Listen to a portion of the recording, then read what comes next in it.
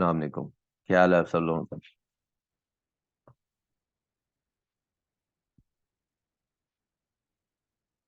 No, आवाज आ रही? जी, आज आईडीएम की तरफ से जो थोड़ा सा जूम का कुछ इशू था, जिसकी वजह से मैं लेट हो गया। क्लास तो मैंने टाइम पर ही स्टार्ट की थी, लेकिन कुछ जूम के इश्यूज थे जिसकी वजह से जो है वो क्लास हमारी थोड़ा सा लेट स्टार्ट हो रही है।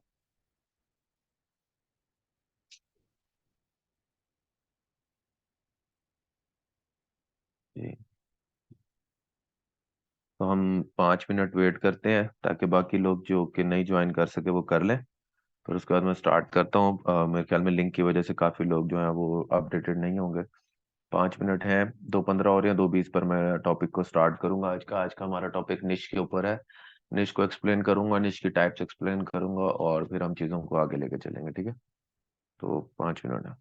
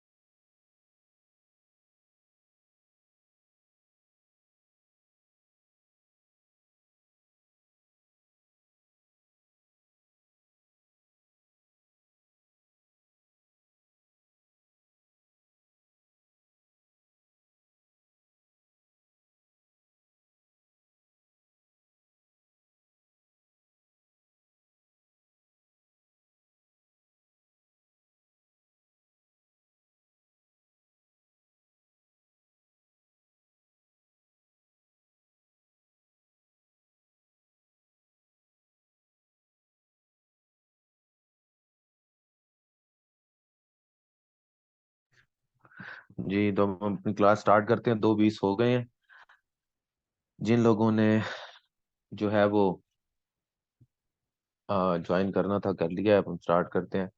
अच्छा, पिछले लेक्चर्स के अंदर हमने इनिशियली ये चीज़ें देखी थी और इन चीज़ों को ऑब्जर्व किया था कि हमारे पास एसईओ क्या होती है, एसईओ के अंदर कौन सी एसईओ की हायरार्की क्या होती है, कौन कौन से वो स्टेप्स हैं कि जिनको जो है हम यूटिलाइज या जिनको हम फॉलो करते हैं एसईओ करते हुए, और एसईओ की कौन सी 3 टाइप्स होती हैं जो कि जनरली हम या मेजरली जो कंसीडर होती हैं, जिसके अंदर मैंने एक्सप्लेन किया था ऑन पेज एसईओ होती है, ऑफ पेज एसईओ होती है और टेक्निकल एसईओ होती है।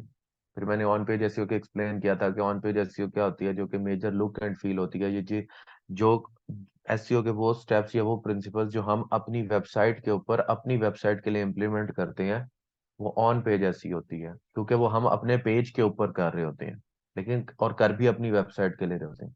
फिर होती है of page SEO. Of page SEO SEO के वो रूल्स एंड प्रिंसिपल्स हैं जो कि हम इम्प्लीमेंट करते हैं अपनी वेबसाइट के लिए, जो हम इम्प्लीमेंट करते हैं अपनी वेबसाइट के लिए किसी दूसरी वेबसाइट पर, यानी हम बैकलिंक्स लेते हैं। और फिर मैंने बैकलिंक्स को एक्सप्लेन किया था कि बैकलिंक क्या होता है। बैकलिंक क्या होता है? बैकलिंक एक ऐसा लिंक होता है, एक रेफरेंस होता है कि किसी दूसरी वेबसाइट के ऊपर हमारी वेबसाइट जो है वो मेंशन्ड है। ठीक है, हमारी वेबसाइट जो है वो किसी दूसरे, और वहां से जो है वो आ रही है। मैंने ये चीज एक्सप्लेन की थी आपको बड़ी डिटेल में, अगर आपको याद हो। याद है? ये कॉन्सेप्ट याद है आप लोगों को? याद है ना?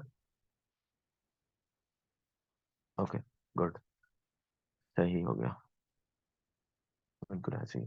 बस अभी आपने बैकलिंक को सिर्फ इतना ही याद रखना है। मैं बैकलिंक को अब से तकरीबन 2 लेक्चर्स के बाद, जब मुझे कुछ कॉन्सेप्ट जो हैं वो एक्सप्लेन करने हैं, उसके अंदर आप लोगों को मजीद भी एक्सप्लेन करूंगा। अभी के लिए आप लोगों ने सिर्फ इतना याद रखना है। ठीक है। अच्छा, मैंने आप लोगों को, मुझे नहीं पता कि मैंने आप लोगों को जो है वो ये समझाया था या नहीं, लेकिन मतलब पहले दिन मैंने काफी सारी चीजें क्लियर की थी, लेकिन थ्रू आउट द कोर्स आपने इस चीज को ध्यान में रखना है कि जब भी मैं कोई नया टॉपिक शुरू करवाऊंगा, कि जब भी मैं कोई नई चीज करवाऊंगा, सबसे पहले उस टॉपिक के अंदर मैं उस टॉपिक की बेस बनाऊंगा। क्योंकि जो मैं आपको पढ़ा रहा हूँ यूजली मार्केट के अंदर वो उस तरतीब से अवेलेबल नहीं होगा। अवेलेबल होगा लेकिन उस तरतीब से नहीं होगा। तो उस तरतीब से समझने के लिए सबसे पहले मैं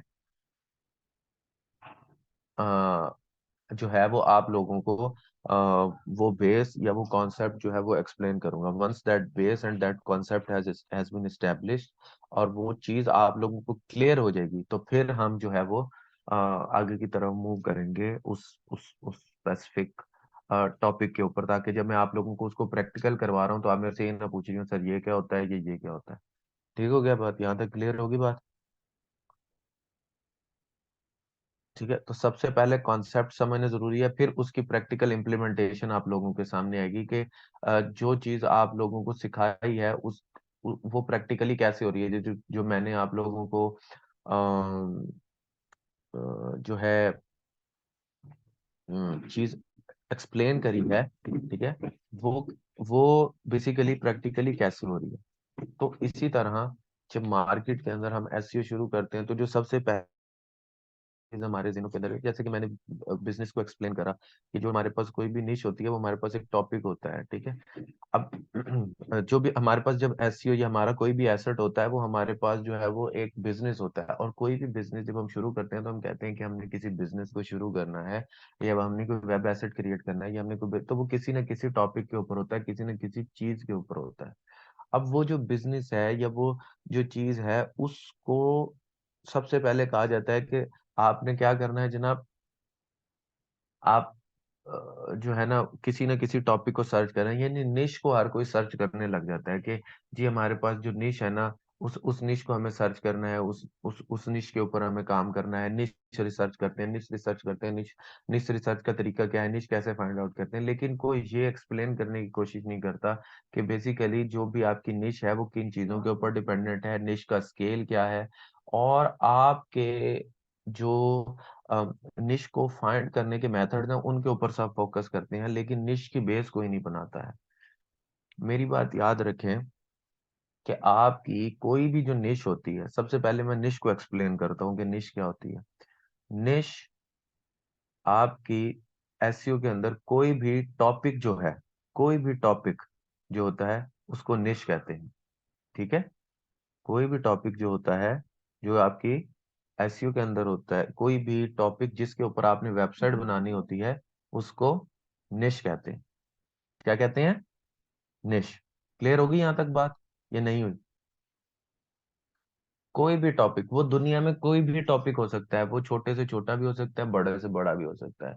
जैसे कि मैं इसको फिजिकल बिजनेस से आपको समझाने की कोशिश करता हूँ। फर्ज करें कि आपके पास जो है, आपने एक रेस्टोरेंट के ऊपर काम करना है, तो आपकी निश क्या होगी? फूड की। आपने किसी सर्विसेज के ऊपर काम करना है, तो आपकी निश क्या होगी? SAS की, सॉफ्टवेयर एज ए सर्विस, जिसे SaaS कहते हैं।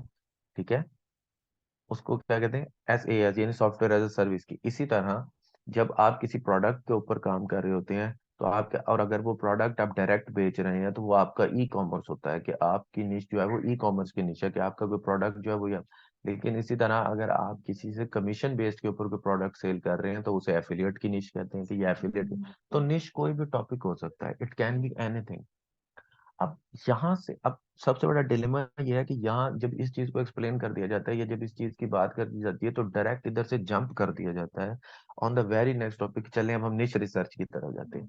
जबकि मैं ये समझता हूँ कि निश रिसर्च के ऊपर जाने से पहले जो चीजें एक्सप्लेन करने की जरूरत है, और सबसे ज्यादा जो है ना समझाने की और बोलने की जरूरत है, वो ये है कि इस निश को किस बेस के ऊपर सेलेक्ट किया जा रहा है। एक निश है, वो लेस कंपेटिटिव है या ज्यादा कंपेटिटिव है, इस चीज का फैसला बाद में किया जाएगा। लेकिन क्या ये जरूरी नहीं है कि आप ये समझ सकें कि जिस निश के ऊपर मैं काम करना चाह रहा हूँ या चाह रही हूँ, क्या मुझे इस निश के ऊपर काम करना चाहिए, क्या ये मेरे दायरा कार में, मेरे हदूद में आती भी है कि नहीं।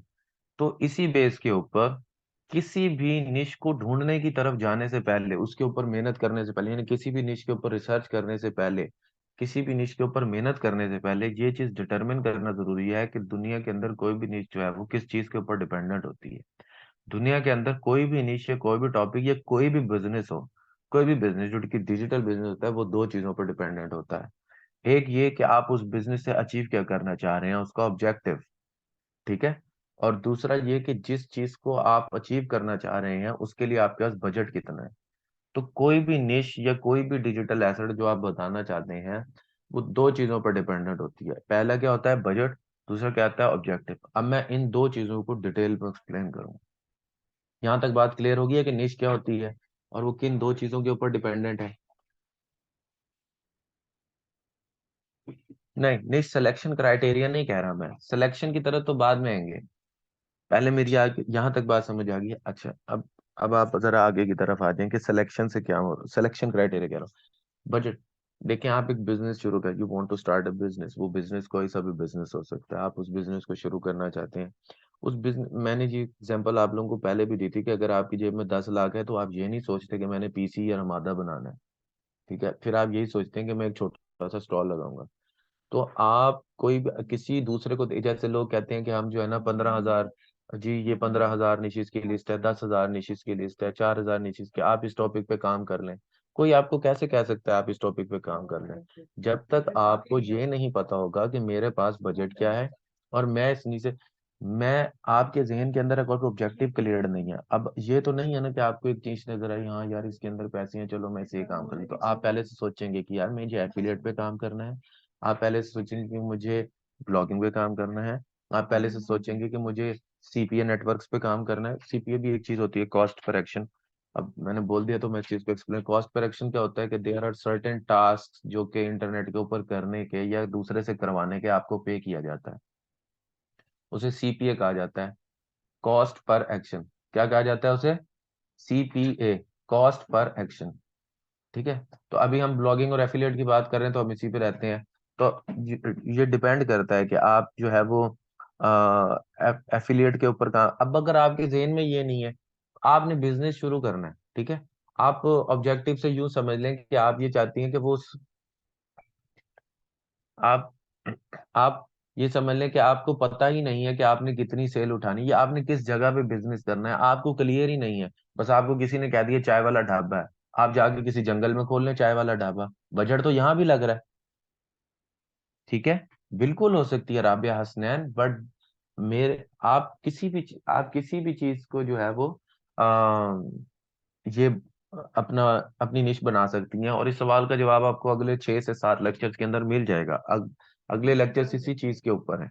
ठीक है, लेकिन पहले इस कॉन्सेप्ट को समझे। देखिए, आपने आपके पास बजट है, ठीक है, आपके पास बजट है, आपके पास बजट है, आपने चाय का ढाबा बनाना है, या आपके पास फर्ज करें 1 करोड़ रुपया है, आप छांगा भांगा के जंगल में जाके प्लाजा बना दें, कोई ब्रांड आगे वहां से रेंट आउट करेगा प्लाजा? कोई आपकी दुकान खोलेगा? कोई आपकी दुकान खरीदेगा? या आपकी दुकान कोई वहां पर प्रमोशन भी करेगा? बनाया तो आपने करोड़ों रुपए का प्लाजा है, क्यों? क्यों नहीं लेगा? एक बिजनेस के तौर पे आप ये देखते हैं ना, ये चीजें, इन फैक्टर्स को कंसीडर करते हैं। और यही बात मैं एक्सप्लेन करता हूँ, और यही बात मैं अपने स्टूडेंट को, देखें ये एक नॉर्मल सी बात है। एक डिजिटल एसेट के अंदर भी फैक्टर्स होते हैं जब उसको बनाना होता है। ये नहीं है कि किसी बंदे की आपने केस स्टडी देखी जिस जो किसी ने किसी ग्रुप के अंदर शेयर करी है, ठीक है ना, वो आपने देखा उसने इस निश पे काम किया, या उसने 10 निशेस की लिस्ट शेयर कर दी, हर बंदा ट्रक की बत्ती के पीछे उसके पीछे लग गया। ऐसे नहीं होता। आप एनालाइज करते हो कि क्या ये निश जिस ऑब्जेक्टिव के ऊपर मैं काम करना चाहता हूँ उसे फुलफिल कर रही है या नहीं कर रही है। ठीक है, क्या ये निश जो है जिस ऑब्जेक्टिव के ऊपर मैं कंफर्टेबल हूँ उसको फुलफिल कर रही? ये नहीं है कि आपने एक चीज सोची हो मैंने इस पे काम करना है, लेकिन आपने एक केस स्टडी देखी, हाँ आप उस केस स्टडी के अंदर से उससे रेलेवेंट, आप उससे रेलेवेंट चीजें कि यार इसकी बैकलिंक स्ट्रेटेजी के अंदर इसने क्या स्ट्रेटेजी बनाई, इसने हारो यूज किया, इसने स्काई स्क्रैपर यूज किया, इसने किस तरह से लिंक्स बनाए, आप ये चीजें देख सकते हैं। आप ये देख सकते हैं इसने कंटेंट स्ट्रेटेजी कैसे डेवलप की, आप साइट स्ट्रक्चर देख, ये चीजें आप उस केस स्टडी में से ले सकते हैं। आप हम क्या करते हैं, ओहो इसने टेक्नोलॉजी की निश पे काम किया है, मैं भी इसी निश पे काम करूंगा। अच्छा जी, उसने मल्टीविटामिन की निश पे काम किया है, ठीक है, यार अर्निंग ऑब्जेक्ट देखें, बहुत ही साबिर अली आपने बहुत ही ना एमेचर सी बात की है, मेरी बात को जरा गौर से समझे। जिसने 1 करोड़ का प्लाजा जो है छांगा मांगा के जंगल में बनाया, पैसा उसने भी कमाना है। और जिसने 1 करोड़ का प्लाजा किसी चौक के दरमियान में बनाया, पैसा उसने भी कमाना है। लेकिन कमाएगा कौन, मुझे सिर्फ ये बताओ, कमाएगा कौन साबिर अली, इसका जवाब दो ना। आपका जहन आपको बताएगा ना कि पैसा कौन कमाएगा इन दोनों में से, बताओ मुझे। जिसने 1 करोड़ का चौक पर प्लाजा बनाया, मैं आपसे सीरियस बात कर रहा हूँ, हम करके मुझे जवाब नहीं दे, बिल से बिल्कुल सही जवाब है। जो आपने सवाल किया मैं उस पर आपको समझा रहा हूँ कि जिसने चौक पे बनाया, तो ऑब्जेक्टिव जो है भाई साबिर, ऑब्जेक्टिव इज इंपॉर्टेंट। तो किसी को देख के सिर्फ इस वजह से कि उसने उसके अंदर पैसे, क्या पता उसने उसके ऊपर कितनी मेहनत करके उस ऑब्जेक्टिव को अचीव किया हो, उसका ऑब्जेक्टिव क्या हो। तो बिल्कुल इसी तरह आपने जब अपने जो भी आप निश फाइनलाइज कर रहे होंगे, आपने अपने ऑब्जेक्टिव को देखना है कि is it actually helping me in achieving my objective, क्या ये मुझे मेरा ऑब्जेक्टिव अचीव करने में हेल्प आउट कर रही है या नहीं कर रही है।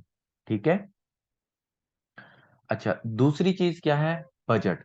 अब मेरे पास 1 करोड़ रुपए है, लेकिन मैं 1 करोड़ रुपया लेकर भी, ठीक है, 5 स्टार होटल या 3 स्टार होटल का ख्वाब नहीं दे सकता, या इवन के मुझे अगर कोई और बिजनेस शुरू करना है तो उसके अंदर अपनी जगह नहीं खरीद सकता, commercial properties are pretty expensive, वो तो सारे पैसे मेरे उसी पर लग जाएंगे।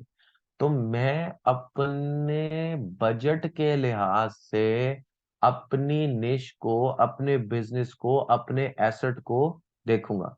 फिर इसी तरह अगर आपके पास बजट को आप इस तरह से भी थोड़ा सा देखें और इस चीज को समझने की कोशिश करें कि जब आपके पास 1 करोड़ रुपया होता है और आपने कोई फिजिकल बिजनेस करना, मैं फिजिकल बिजनेस की मिसाल इसलिए देता हूँ क्योंकि डिजिटल एसेट की तरफ चूंकि लोगों का इतना ध्यान नहीं जाता और लोग इसको डेवलप नहीं करते, लोग उसके बारे में इतने स्केप्टिकल हैं, ठीक है, लोग इतने स्केप्टिकल हैं कि उस चीज के ऊपर उस चीज के ऊपर बात करना ही, लोग जो है ना इसके बारे में कोई सोचता ही नहीं है। ठीक है, मुझे 1 मिनट दें, जरा गेट पर कोई आया मैं उसको देख लूं, आज पीएन नहीं आया ऑफिस में।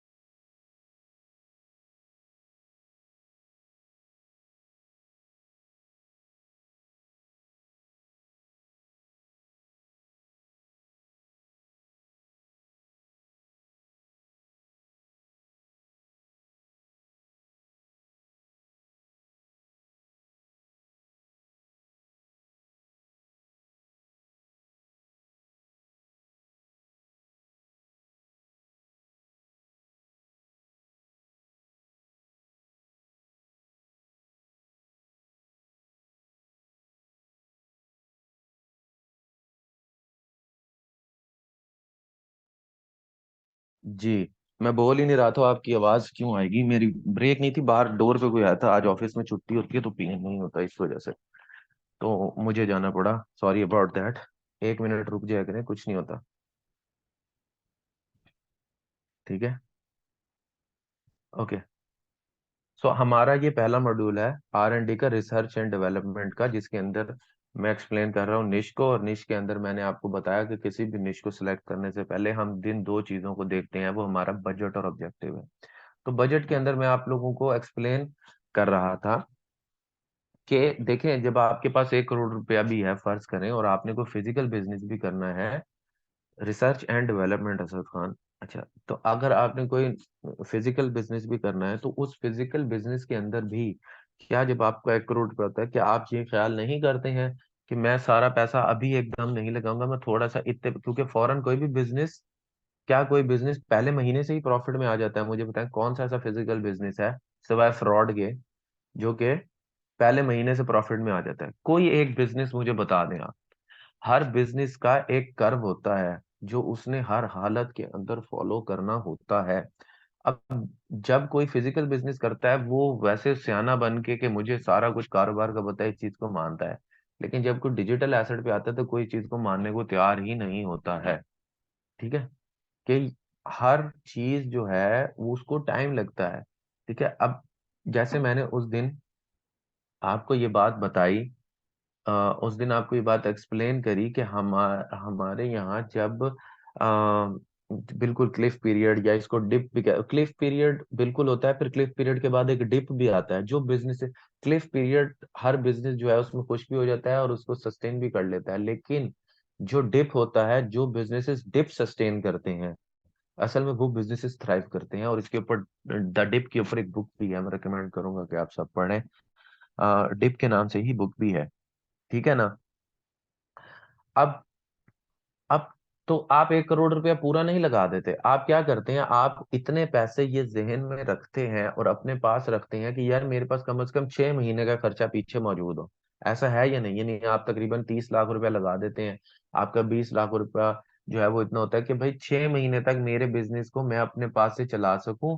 और फिर उसके बाद जो है ये आहिस्ता आहिस्ता प्रॉफिट में या ब्रेक इवन पे भी आ जाए तो बंदे कहते हैं कि हाँ यार मुझे अपना फायदा हो रहा है ना नुकसान, बाकी मेरी इन्वेस्टमेंट है, अब आहिस्ता आहिस्ता प्रॉफिट में आ जाएगा। लेकिन हम जब डिजिटल एसेट के ऊपर आते हैं तो हम ये सब करने को तैयार नहीं है, या हम अपने आप को ये चांस देने को भी तैयार नहीं है। हालांकि डिजिटल एसेट ना सिर्फ हम जो है वो डॉलर के अंदर हमें पे कर रहा होता है, बल्कि हमें जो है वो डॉलर के अंदर सस्टेन करने की भी जो है ना सलाहियत दे रहा होता है। बट हम ये सब चीजें नहीं करते। तो निश को सेलेक्ट करने से पहले आपको इस चीज को समझने की जरूरत है कि आपका जो बजट है और आपका जो ऑब्जेक्टिव है वो क्या है। ठीक है। अच्छा, अब बजट के अंदर मैं आपको बता देता हूं कि आपका जो मेजर बजट है, जो आपका बजट है वो कहाँ कहाँ लगेगा। आपका जो बजट है वो कहाँ कहाँ लगेगा। आपका बजट 3 जगहों पर लगेगा। आपका जो बजट है वो 3 जगहों पर लगेगा।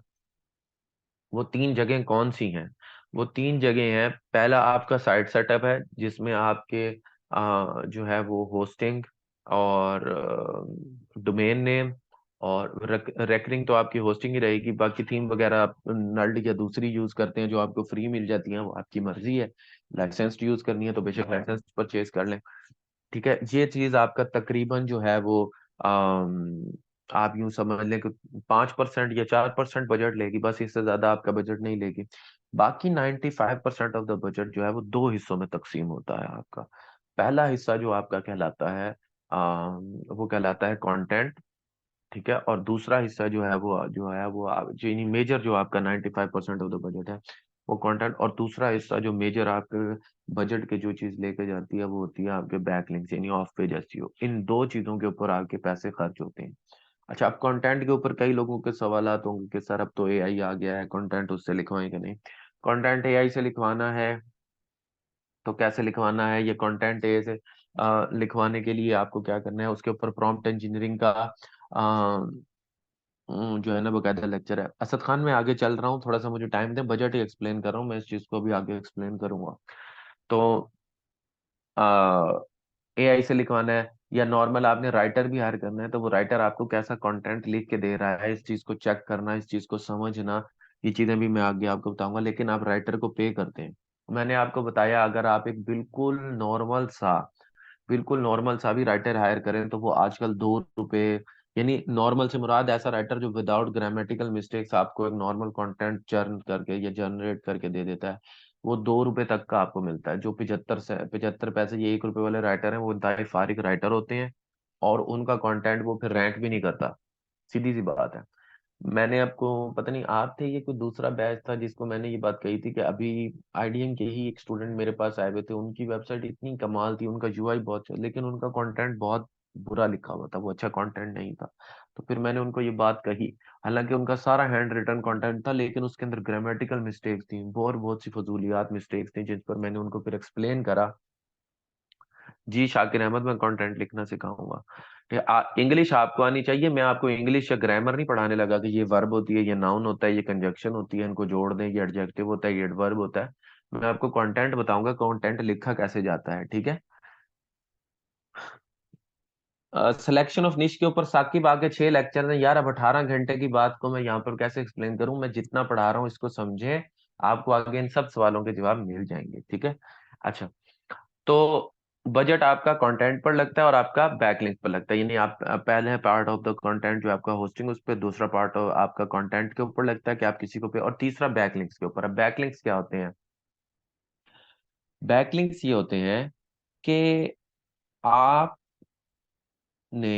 किसी शख्स को बकायदा पे करते हैं कि तुम मेरा एक लिंक अपनी वेबसाइट पे प्लेस कर दो, तो लोग इस चीज का चार्ज करते हैं, और इस चीज से परेशान ना हो, जब आपकी वेबसाइट के ऊपर रैंकिंग ट्रैफिक आ जाती है और रैंक करने लग जाते हैं आप किसी वेबसाइट के ऊपर, फिर दूसरे लोग भी आपसे कांटेक्ट कर जो है ना, आपको ईमेल्स करते हैं कि जी हमने अपना वेबसाइट का लिंक आपकी वेबसाइट पे प्लेस करवाना है, तो काइंडली हमारा वेबसाइट का लिंक तो अपनी वेबसाइट पे लगा दें। फिर आप उनसे पैसे लेते हैं और उनके वेबसाइट के लिंक को प्रमोट करते हैं या लगाते हैं।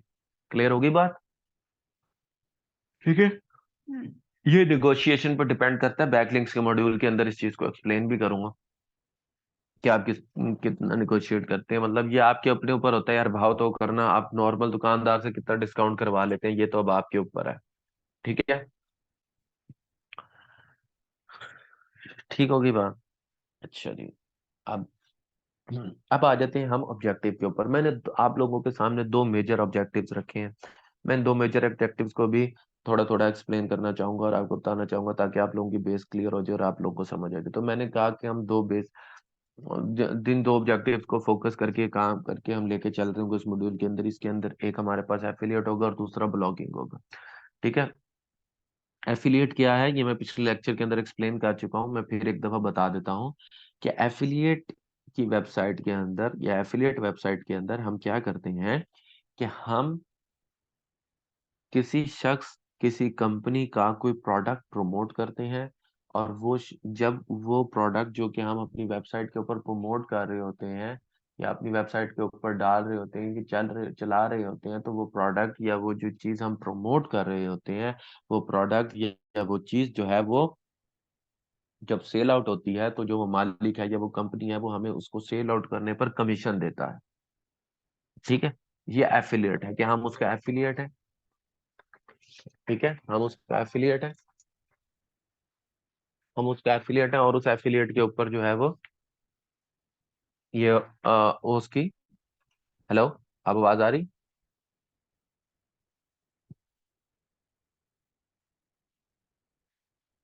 ठीक हो गया। ओके। अच्छा, उसके बाद आती है ब्लॉगिंग। अब ब्लॉगिंग क्या है?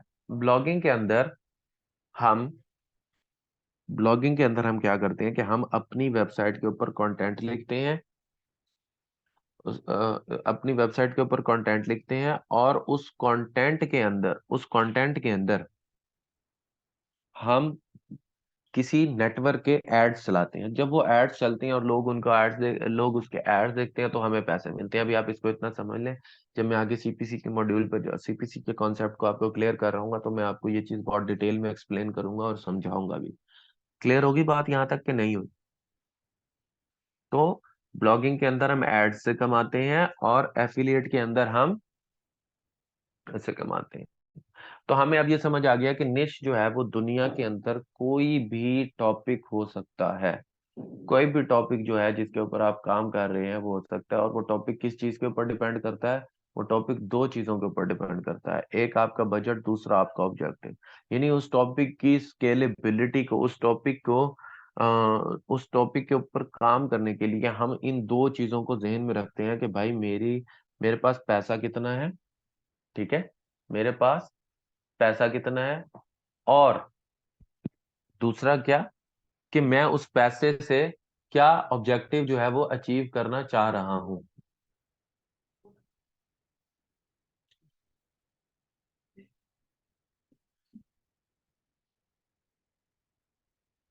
क्लियर होगी बात या नहीं हुई?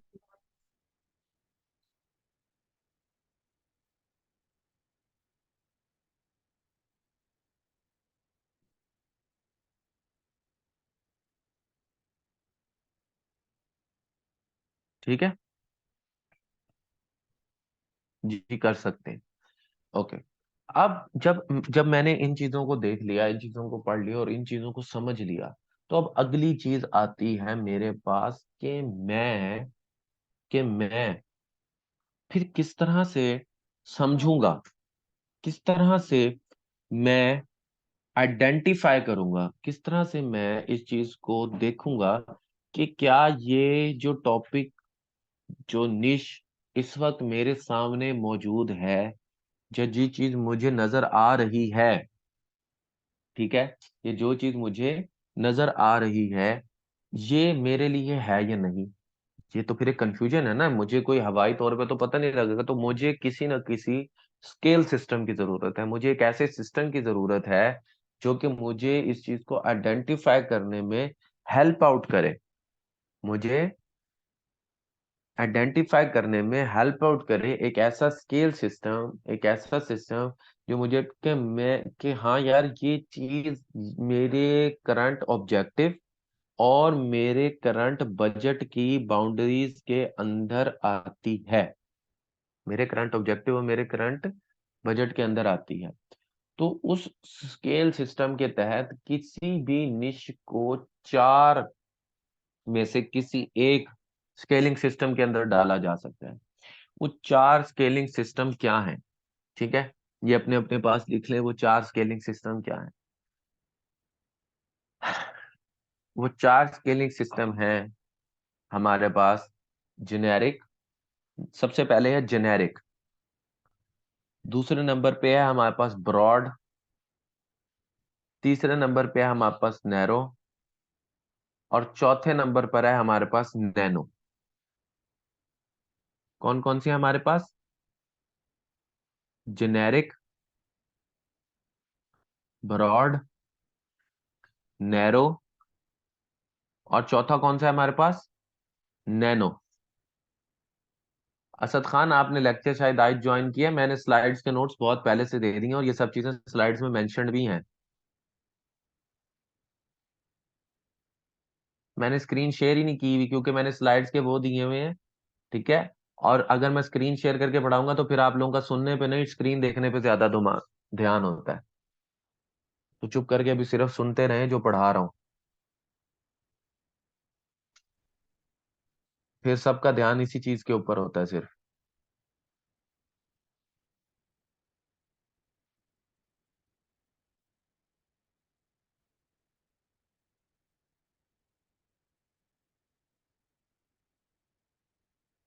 ये कुछ लोग आए तो हैं स्लाइड्स के ऊपर, देख भी रहे हैं स्लाइड्स को, फिर क्या मसला है?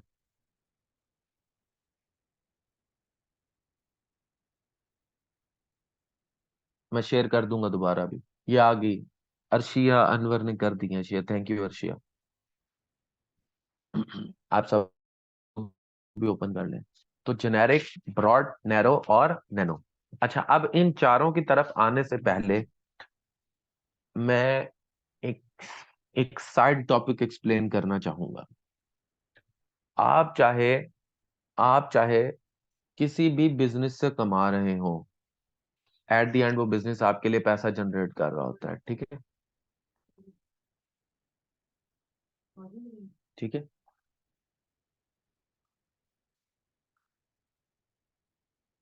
समझ आ गई बात की, कि वो आपके लिए किसी मतलब वो आपके लिए एड से पैसा जनरेट, एट द एंड वो पैसा जनरेट कर रहा है। अब हम उस स्टेप पे आ गए जो ऊपर को पता नहीं कौन कह रहे थे कि हमने अर्निंग करनी है। साकिब कह रहे थे कि पता नहीं कौन कह रहे थे कि हम अर्निंग करना चाहते। अब जब अर्निंग हो रही है तो यहाँ पर आपको एक फैसला करना है कि क्या आप, अब हम उस स्टेप पे आ गए, ठीक है।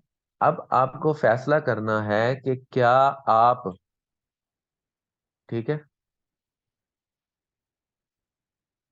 इस पैसे को इसी तरह आहिस्ता आहिस्ता प्रॉफिट में कमाना चाह रहे हैं, या क्या आप इस बिजनेस को सेल आउट करके और एक ही दफा में पैसा लेना चाह रहे हैं। ठीक है, यहां पर आपको इस फैसले की जरूरत है, ये फैसला करने की आपको जरूरत है। अच्छा, अब जो मॉडल मैं फॉलो करता हूं, मैंने आपको बताया मैं क्या करता हूं, मैं बैच ऑफ वेबसाइट्स बनाता हूं, ठीक है। और उस बैच ऑफ वेबसाइट्स को बना के फिर मैं उसे सेल आउट कर देता हूँ। मैं उनको सेल करता हूँ, वो सेल होती हैं, ठीक है। ये नहीं मैं 10 वेबसाइट्स बनाता हूँ, 9 वेबसाइट्स बनाता हूँ, ठीक है। अगर एक वेबसाइट मुझे $100 पर मंथ बना के दे रही है, तो मैं उसको तकरीबन $3000 का, $2800 का जो है वो सेल आउट कर देता हूँ, ठीक है। अगर एक वेबसाइट मुझे $2000 बना के दे रही है, तो मैं उस वेबसाइट को जो है वो $5000, $5500, $4500 तक का सेल आउट कर देता हूँ वो वेबसाइट। और तो इस तरह जब मेरे पास तकरीबन कोई 10 में से 7 या 8 वेबसाइट्स जो हैं अगर होती हैं, तो वो मुझे फिर $30,000 तक या $25,000 तक दे जाती हैं एक साल के अंदर। इस तरह होता है, यानी मैं उसके ऊपर काम करता हूँ और फिर वो वहां से इस तरह जो है वो मेरे पास वो बैच के अंदर वेबसाइट्स निकलती हैं, ठीक है। यानी और फ्लिपा के ऊपर जो 1000+ है, तो मैं किसी भी वेबसाइट को इतना इतना लंबा स्केल आउट नहीं करता हूँ, इतना लंबा स्केल आउट नहीं करता हूँ कि मैं उसको $1500 पर मंथ पर ले जाऊं। मैं एक बैच लेता हूँ, ठीक है। मैं एक वेब एफिलिएट और ब्लॉगिंग की वेबसाइट्स ही होती हैं जिशान मलिक, कितनी दफा बताऊं, वही पढ़ा रहा हूँ आपको। तो मैं एक बैच ऑफ वेबसाइट्स लेता हूँ, उन बैच ऑफ वेब उनको छोटे टॉपिक्स के ऊपर बनाता हूँ, उसको $75, $100 पर मंथ, $150 पर मंथ तक लेके जाता हूँ, ठीक है। वो तकरीबन जब जब वो $100 या $125 मंथ पे चले जाते हैं, तो फिर मैं उसे फ्लिप कर देता हूँ। जब मैं उसको फ्लिप आउट करता हूँ, तो वो तकरीबन $100 पर मंथ बनाने वाली वेबसाइट जो है वो तकरीबन मेरी जो है वो $3000 से $3500, $2800 की बिक जाती है। तो जब मेरे पास कलेक्टिवली मैं 10 वेबसाइट्स पर काम शुरू करता हूँ, 2 या 3 वेबसाइट्स फेल होती हैं, 3 वेबसाइट्स मेरी फेल होने से मुराद ये नहीं है कि वो लॉस में जाती हैं। लॉस मतलब ये होता है कि वो वेबसाइट्स मेरी प्रॉफिट में नहीं सेल होती, या बस थोड़ा बहुत लॉस हो जाता है। अगर 1-1.5 लाख लगा है, तो वो ₹1,00,000 में, ₹90,000 में बिक जाती है। ₹2 लाख का लगा है तो 1.5 लाख में। लेकिन कलेक्टिवली अगर जो 1-1.5 लाख जिस पर 6 महीने में लगा होता है, अगर वो मेरी 9 लाख की सेल हो रही है, तो आप फिर इससे प्रॉफिट 600% प्रॉफिट भी तो मैं ले रहा हूँ ना बाकी। तो बाकी 7 वेबसाइट्स जो हैं वो फिर इन 3 वेबसाइट्स को कम प्रॉफिट कम, हाँ, ठीक है ना, इस तरह सेल आउट हो जाती है। फ्लिपिंग के ऊपर मैं बकायदा आपको लेक्चर दूंगा। तो इस तरह से मैं इसको लेकर चलता हूँ। मैं 6 महीने से 9 महीने का एक बैच उठाता हूँ, साल में 2 बैचेस निकालता हूँ, और उस लिहाज से जो है वो फिर अपने सर्कल को डिवाइड करता है।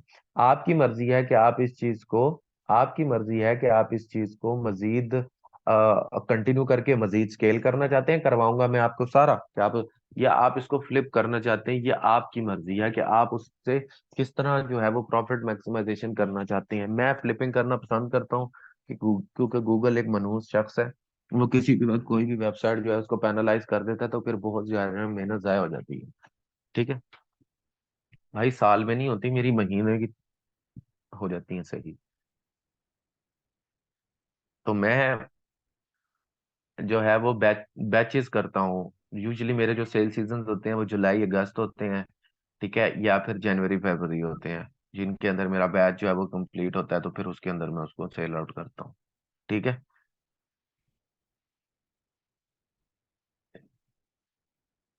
ये मार्केट प्लेस पर डिपेंड करता है, और आपके उसके ऊपर कि आप किस तरह की बिडिंग कर रहे हैं अपने उसके ऊपर। फ्लिपिंग के ऊपर अलग लेक्चर दूंगा। नॉर्मली 2700 से $3500 के अंदर एक $100 पर मंथ बनाने वाली वेबसाइट जो है वो सेल आउट हो जाती है। फिर सिर्फ यही प्रॉफिट नहीं होता, आप $100 पर मंथ पिछले 6 महीनों से भी तो, मतलब पिछले 3-4 महीनों से वो भी तो ले रहे हैं उससे, तो 30-1 हजार रुपये वो वैसे भी दे रही होती है आपको, ऐसे ही, ठीक है। टीम है भाई, टीम है, 4 लड़के रखे हुए हैं। मैं सिर्फ यही थोड़ी करता हूँ।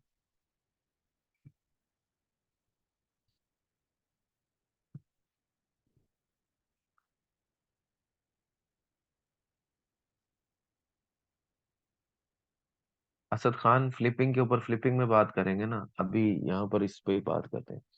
अच्छा, तो आपकी अपने ऊपर है साबिर, पहले ये सही, यही सारे काम मैं खुद करता था, अब जो है ना, लड़के हायर करे हुए हैं। अच्छा जी। यार सोहेब, मुझे पता है, मैंने आपको पहले भी बताया था, आपने ये नहीं कहना। मुझे पता है मुझे कहाँ से कौन सा टॉपिक करवाना है। आप फिर अच्छा जी, आगे। अच्छा फिर अब हम चलते हैं तो नैरो और जेनेरिक, ब्रॉड, नैरो और नैनो।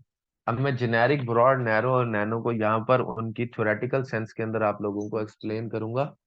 ठीक है, आप लोगों को थ्योरेटिकल सेंस के अंदर एक्सप्लेन करूंगा, और फिर उसके बाद, चूंकि मैंने आप लोगों को इन इन चीजों की प्रैक्टिकलिटी दिखाने से पहले मैंने आप लोगों को कुछ कॉन्सेप्ट्स हैं जो कि ब्रेक करने हैं। जैसे कि बहुत से लोग यहाँ पर बार बार सैमरश का नाम लेते हैं, डीआर का नाम लेते हैं, डीए का नाम, कि हम कंपेटिटिवनेस कैसे, यानी सीधा निश रिसर्च पर कूदना चाहते हैं। इस बात का मैं आपको बता दूं कि निश रिसर्च पर जाते जाते आप थक जाएंगे। मैं पहले आपको इतना नॉलेज दूंगा कि आप थक जाएंगे, आपको निश की खुद ही समझ आने लग जाएगी। फिर निश के मेथड्स, वो दुनिया में कोई भी हो, आपके लिए निश निकालना मसला नहीं रहेगा, ये मेरा प्रॉमिस है। आपको कम से कम इतनी लॉजिक और सेंस तो होनी चाहिए ना, कि यार अगर कोई शख्स आपके पास आके आपको ये कहता है, देखें ये बहुत बड़ा इशू है, ये बहुत बड़ा इशू है कि कोई बंदा आपको आके कहता है कि जी मेरी ये वेबसाइट है, मैं चाहता हूँ कि ये इस कीवर्ड पे या इस चीज के ऊपर रैंक कर जाए। ठीक है, आप इसको जरा फ्रीलांसिंग के पर्सपेक्टिव से, ये जो मैंने पीछे पढ़ाया है ना, ये सिर्फ ऐसे ही नहीं पढ़ाया। इसका आपको सबसे बड़ा फायदा क्या होगा, आपके पास एक शख्स आके आपको कहता है कि यार मेरे पास ना मेरा ये एक टॉपिक है, मेरा महीने का बजट ये है, मैं तुम्हें महीने का इतना पे करूंगा, तुम रैंक करवा दोगे। अब आपको एसईओ का पता है कि मैंने एसईओ करनी है, लेकिन और आप उससे पैसे भी ले रहे हैं, एट दी एंड वो आपको गंदा रिव्यू दे जाता है। क्यों दे जाता है आपको गंदा रिव्यू? आपका नॉलेज भी सही है, आपने काम भी सही किया है, लेकिन आप रैंक नहीं करवा सके। क्यों नहीं करवा सके भाई? आपका तो नॉलेज भी ठीक था। ठीक है, क्यों नहीं करवा सके आप? उसका उसका सीधा सीधा जवाब ये है कि आपको जब उसने टॉपिक दिया, अपनी वेबसाइट दी और अपना बजट बताया, तो आपके अक्ल के अंदर ये बात ही नहीं पड़ी कि जो टॉपिक ये मुझे कह रहा है, ये नहीं, जो ऑब्जेक्टिव ये मुझे अचीव करने का कह रहा है और जो बजट ये मुझे दे रहा है, इस ऑब्जेक्टिव को इस बजट में अचीव नहीं किया जा सकता। आपने अपने फ्रीलांसिंग के ऑर्डर के चक्कर के अंदर उससे ऑर्डर तो ले लिया कि मुझे पर मंथ मिल रहे हैं, और एट दी और यही वजह होती है जिसकी वजह से आप लोगों के फिर रिव्यूज गंदे पड़ते हैं, और लोग फिर वहां पर आके आप लोग एक्सप्लेनेशन दे रहे होते हैं, मैंने सारा काम सही किया, ये किया। उसमें आपका कसूर तो है ही नहीं। कसूर आपका ये है कि आपने उस वक्त उसको ये एक्सप्लेन ही नहीं किया कि जिस ऑब्जेक्टिव को तुम अचीव करना चाह रहे हो, ये बजट उस ऑब्जेक्टिव को सपोर्ट नहीं करता है। अगर आप ये बात उसको पहले क्लियर कर देते कि that the budget that you are, तो आपको ये मुश्किल पेश ही ना आती, और क्लाइंट भी समझता कि हाँ यार ये बंदा मेरे साथ सिंसियर है, मुझे लूट नहीं रहा अपनी फीस के चक्कर के अंदर। आप उसको ये बात क्लियर करें, उसे समझाएं, उसे रोड मैप दें। जबकि हमारे यहाँ ठीक है, हाँ जी सर, हमारे पास एक रियल एस्टेट वाला है, उसने कहा मेरी वेबसाइट बना दो, हमारा बजट ये है और वो मुझे ये करने का कह रहा है। ठीक है, वो मुझे ये करने का कह रहा है भाई। आपको वो ये करने का कह रहा है, लेकिन क्या जिन पैसों में जो आपको तो उसने पे करने ही करने हैं, वो आपकी मर्जी है, आप उससे कितना ले रहे हैं वो आपको खुद पता होता है अपने स्किल सेट के हिसाब से, कि उस आपने कितने पैसे लेने हैं। लेकिन जो आपको वो बजट दे रहा है कि इन पैसों के अंदर मुझे ये काम करके दो, आप किसी को ये कह सकते हैं मुझे घर बना दो, ईंटों की ट्रॉली एक है, मजदूर काम करेगा? मजदूर कैसे नहीं काम करेगा? मजदूर किस तरह आपको एक घर बना देगा? क्योंकि मजदूर को पता होता है। तो आपसे बेहतर तो एक मजदूर है ना, जिसे एटलीस्ट ये पता है कि इसमें ये काम हो सकता है कि नहीं। आपने अपनी दिहाड़ी का, मजदूर जो है वो दिहाड़ी के चक्कर में कह दे कि हाँ जी मैं बना दूंगा, तो शाम को जब उसको दिहाड़ी मिल जाएगी तो फिर मालिक उसे गालियां देगा कि नहीं, कि तूने तो कहा था मैं घर बना दूंगा, तूने तो एक दीवार बनाई है।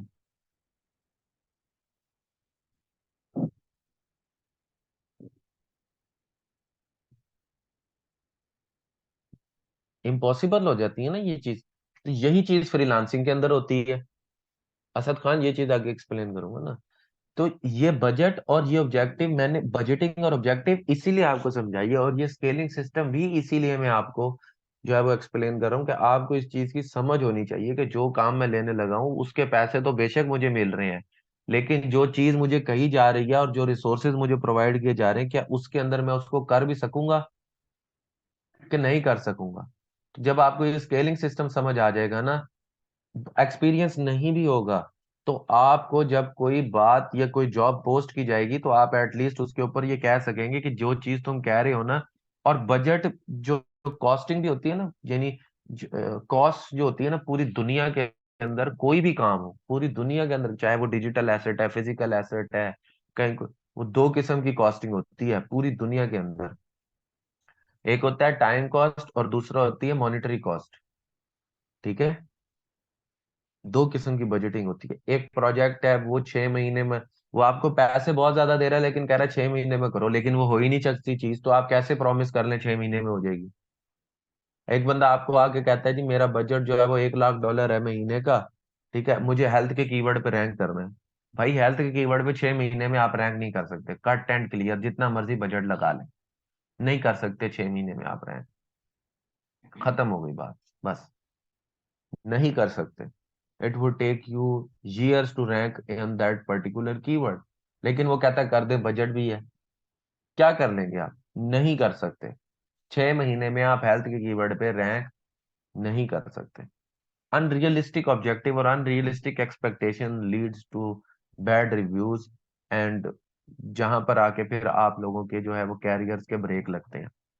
ठीक है। तो बजटिंग एंड उससे, तो अपस्केलिंग सिस्टम हमारे पास चार किस्म के: जेनेरिक, ब्रॉड, नैरो और नैनो। अच्छा, अब जेनेरिक से क्या मुराद है? जब भी किसी निश के अंदर, मोहम्मद जहाब खान, बहुत सारी चीजों के ऊपर ये डिपेंडेंट होती है, जब आपको निश रिसर्च कंप्लीट करा दूंगा तो आपको समझ आ जाएगी। तो अब जेनेरिक क्या होता है? जेनेरिक ये होता है कि आपने आपने जो वेबसाइट जो है, या इसको कि आपने जो निश सेलेक्ट की है, ठीक है, उस निश के अंदर एक पूरा जहां है। जैसे कि टेक्नोलॉजी, अब आप टेक्नोलॉजी की निश पे काम कर रहे हैं, बस टेक की निश है, ये जेनेरिक है, उसके अंदर कुछ भी हो सकता है। टेक्नोलॉजी है, हेल्थ है, फिर इसी तरह फूड है, फिर रेसिपीज है, फिर इसी तरह जो है वो आप इसको क्या कहते हैं, टेक्नोलॉजी, फूड, हेल्थ, निश, इसी तरह मतलब जेनेरिक जो जनरल टॉपिक्स होते हैं जिनके अंदर, नहीं cos beauty, beauty cosmetics beauty में आता है, स्पोर्ट्स है, ब्यूटी है, न्यूज है, ठीक है, बिल्कुल, आर्टिफिशियल इंटेलिजेंस टेक्नोलॉजी के अंदर आता है, फाइनेंस है, बिल्कुल। यानी वो निशिज जिन जो कि एक जेनेरिक टर्म है, स्पोर्ट्स है। अब अब जब आप इनके बारे में सोचते हैं, ये नहीं, ये एक जनरल निशिज है, ये जनरल निशिज है। अब आप मुझे एक बात बताएं, आपके पास, ठीक है, जो कैंसर है वो भी हेल्थ के अंदर एक निश है। कैंसर इंटर कैंसर किधर आती है, ये मैं आगे बताऊंगा। जब मैंने स्लाइड्स नहीं खोली हुई तो आप भी स्लाइड्स को छोड़ दें, जब कॉन्सेप्ट समझा रहा हूं तो समझ लें। कल के लेक्चर के अंदर मैं इन स्लाइड्स को बकायदा प्रैक्टिकलिटी के साथ वेबसाइट्स खोल के एक्सप्लेन करूंगा। अभी मैंने लेक्चर के स्टार्ट में बताया है कि मैं पहले आप लोगों की बेस बनाऊंगा, फिर प्रैक्टिकलिटी के साथ। ठीक है। अच्छा। अच्छा, अब देखें, हेल्थ मेरे पास जनरल निश है। अब मैं अगर इस तरह लेके चलूं कि जेनेरिक के बाद आती है मेरे पास ब्रॉड, ब्रॉड नीश क्या होती है? ब्रॉड नीश वो होती है जो किसी जेनेरिक नीश के नीचे वाला पार्ट होता है। जैसे कि अगर के मेरे पास, मैं काम कर रहा हूं टेक्नोलॉजी की नीश के ऊपर, ठीक है। वो जो टेक्नोलॉजी की नीश है उसके अंदर अगर मैं काम कर रहा हूं सिर्फ मोबाइल फोन्स के ऊपर, यानी टेक्नोलॉजी की नीश के अंदर मैं काम नहीं कर रहा, मैं मोबाइल फोन्स के ऊपर काम कर रहा हूँ। तो अब अगर आपसे पूछेगा यार तुम्हारी निश की टाइप क्या है, तो आप अक्सर कह नहीं देते यार मैं टेक निश पे काम कर रहा हूँ। काम आप हालांकि किस पे कर रहे हैं? मोबाइल फोन्स पे। काम आप किस पे कर रहे हैं? मोबाइल फोन्स पे, ठीक है। किस पे काम कर रहे हैं? मोबाइल फोन्स पे। तो ये आपके पास क्या हो जाएगी? आपकी ब्रॉड निश। क्या हुआ? अब मैं ये कहता हूं कि नहीं यार, मैं मोबाइल फोन्स पर काम नहीं कर रहा, ठीक है। मैं मोबाइल फोन्स पर तो काम कर रहा हूं, लेकिन मोबाइल फोन्स के अंदर भी मैं सिर्फ एप्पल पर काम कर रहा हूं। बस मैं एप्पल के फोन्स पर काम करूंगा। तो यहां पर अब मैं ब्रॉड से भी किस में आ गया हूं? नैरो के अंदर। यानी मैं सिर्फ एप्पल के मोबाइल फोन्स के ऊपर काम कर रहा हूं, या एप्पल के प्रोडक्ट्स के ऊपर काम कर रहा हूं, एप्पल की एसेसरीज के ऊपर काम कर रहा हूं। तो यहां पर मैं अब किस में आ गया हूं? नैरो के अंदर। अब मैं ये कहता हूं कि यार मैं एप्पल की सारी एसेसरीज पर काम नहीं करता, मैं सिर्फ और सिर्फ आईफोन पर काम करूंगा बस, और किसी चीज पर काम नहीं करूंगा। तो यहां पर मैं किस में आ गया हूं? नैनो में। यहां पर मैं किस में आ गया हूं? नैनो में, ठीक है।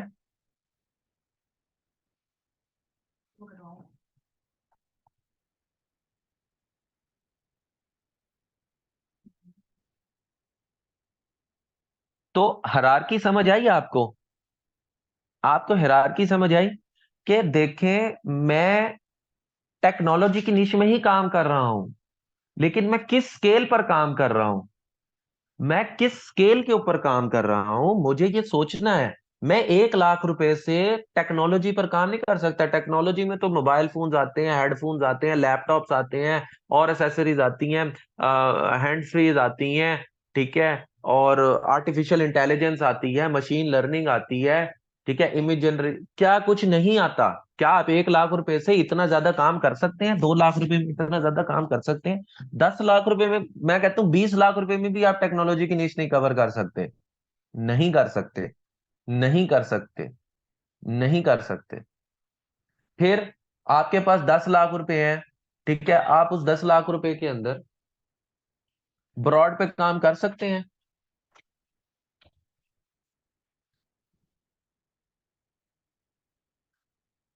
ठीक है, नहीं कर सकते।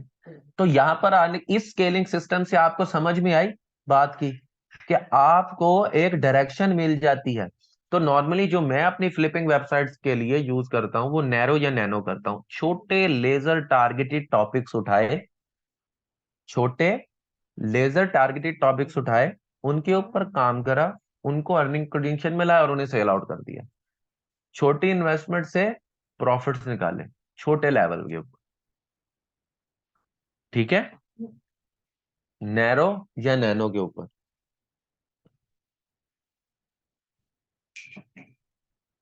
मैं करता हूं, रिकैप करता हूं, ठीक है। हमारे पास, पहले मुझे बताएं, एक जनरलिटी के अंदर एक हायरार्की की समझ आई कि स्केलिंग सिस्टम मैंने कैसे एक्सप्लेन करा है? अब आपके जहन के अंदर निश का एक कॉन्सेप्ट तो क्लियर हुआ है, एक खाका तो बना है। सारी जिंदगी बस निश निश निश निश करते रहे, पता है नहीं कि निश किस स्केल के ऊपर है, निश को किस तरह से देखना है, क्या मैं इसके ऊपर काम कर भी सकता हूँ कि नहीं कर सकता हूँ। मैं कर रहा हूँ आयशा, भी मैं रिपीट कर रहा हूँ, पहले मुझे जरा बाकियों का, ठीक है। जो आपको देखना है, जिस चीज के ऊपर काम करना है, उस चीज को पहले समझना है कि मैं ये कर भी सकता हूँ कि नहीं। जो मेरे पास रिसोर्सेज है उनको नहीं देखना, ठीक है ना। पेशेंट का ब्लड ग्रुप क्या है?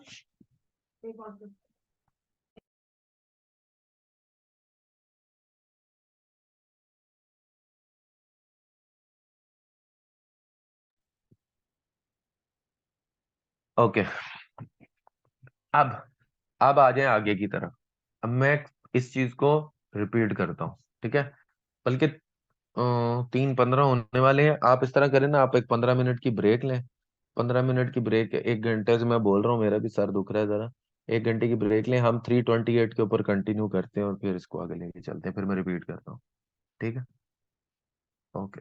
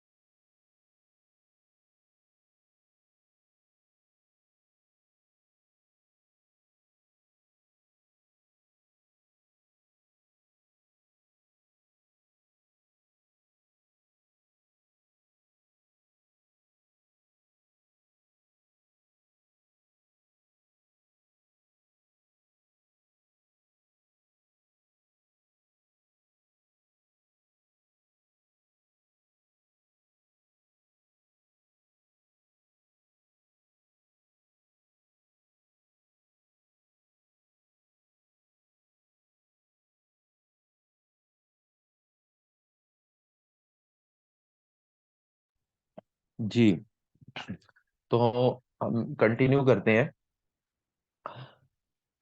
तो जैसे मैं एक्सप्लेन कर रहा था कि हमारे पास किसी भी निश को मैयर करने के जो स्केलिंग सिस्टम, और ये स्केलिंग सिस्टम मतलब आपको कहीं इस तरह नेट पर इसलिए नहीं मिलेगा क्योंकि मैंने अपनी तरफ से बस एक टर्मिनोलॉजी बनाई हुई है।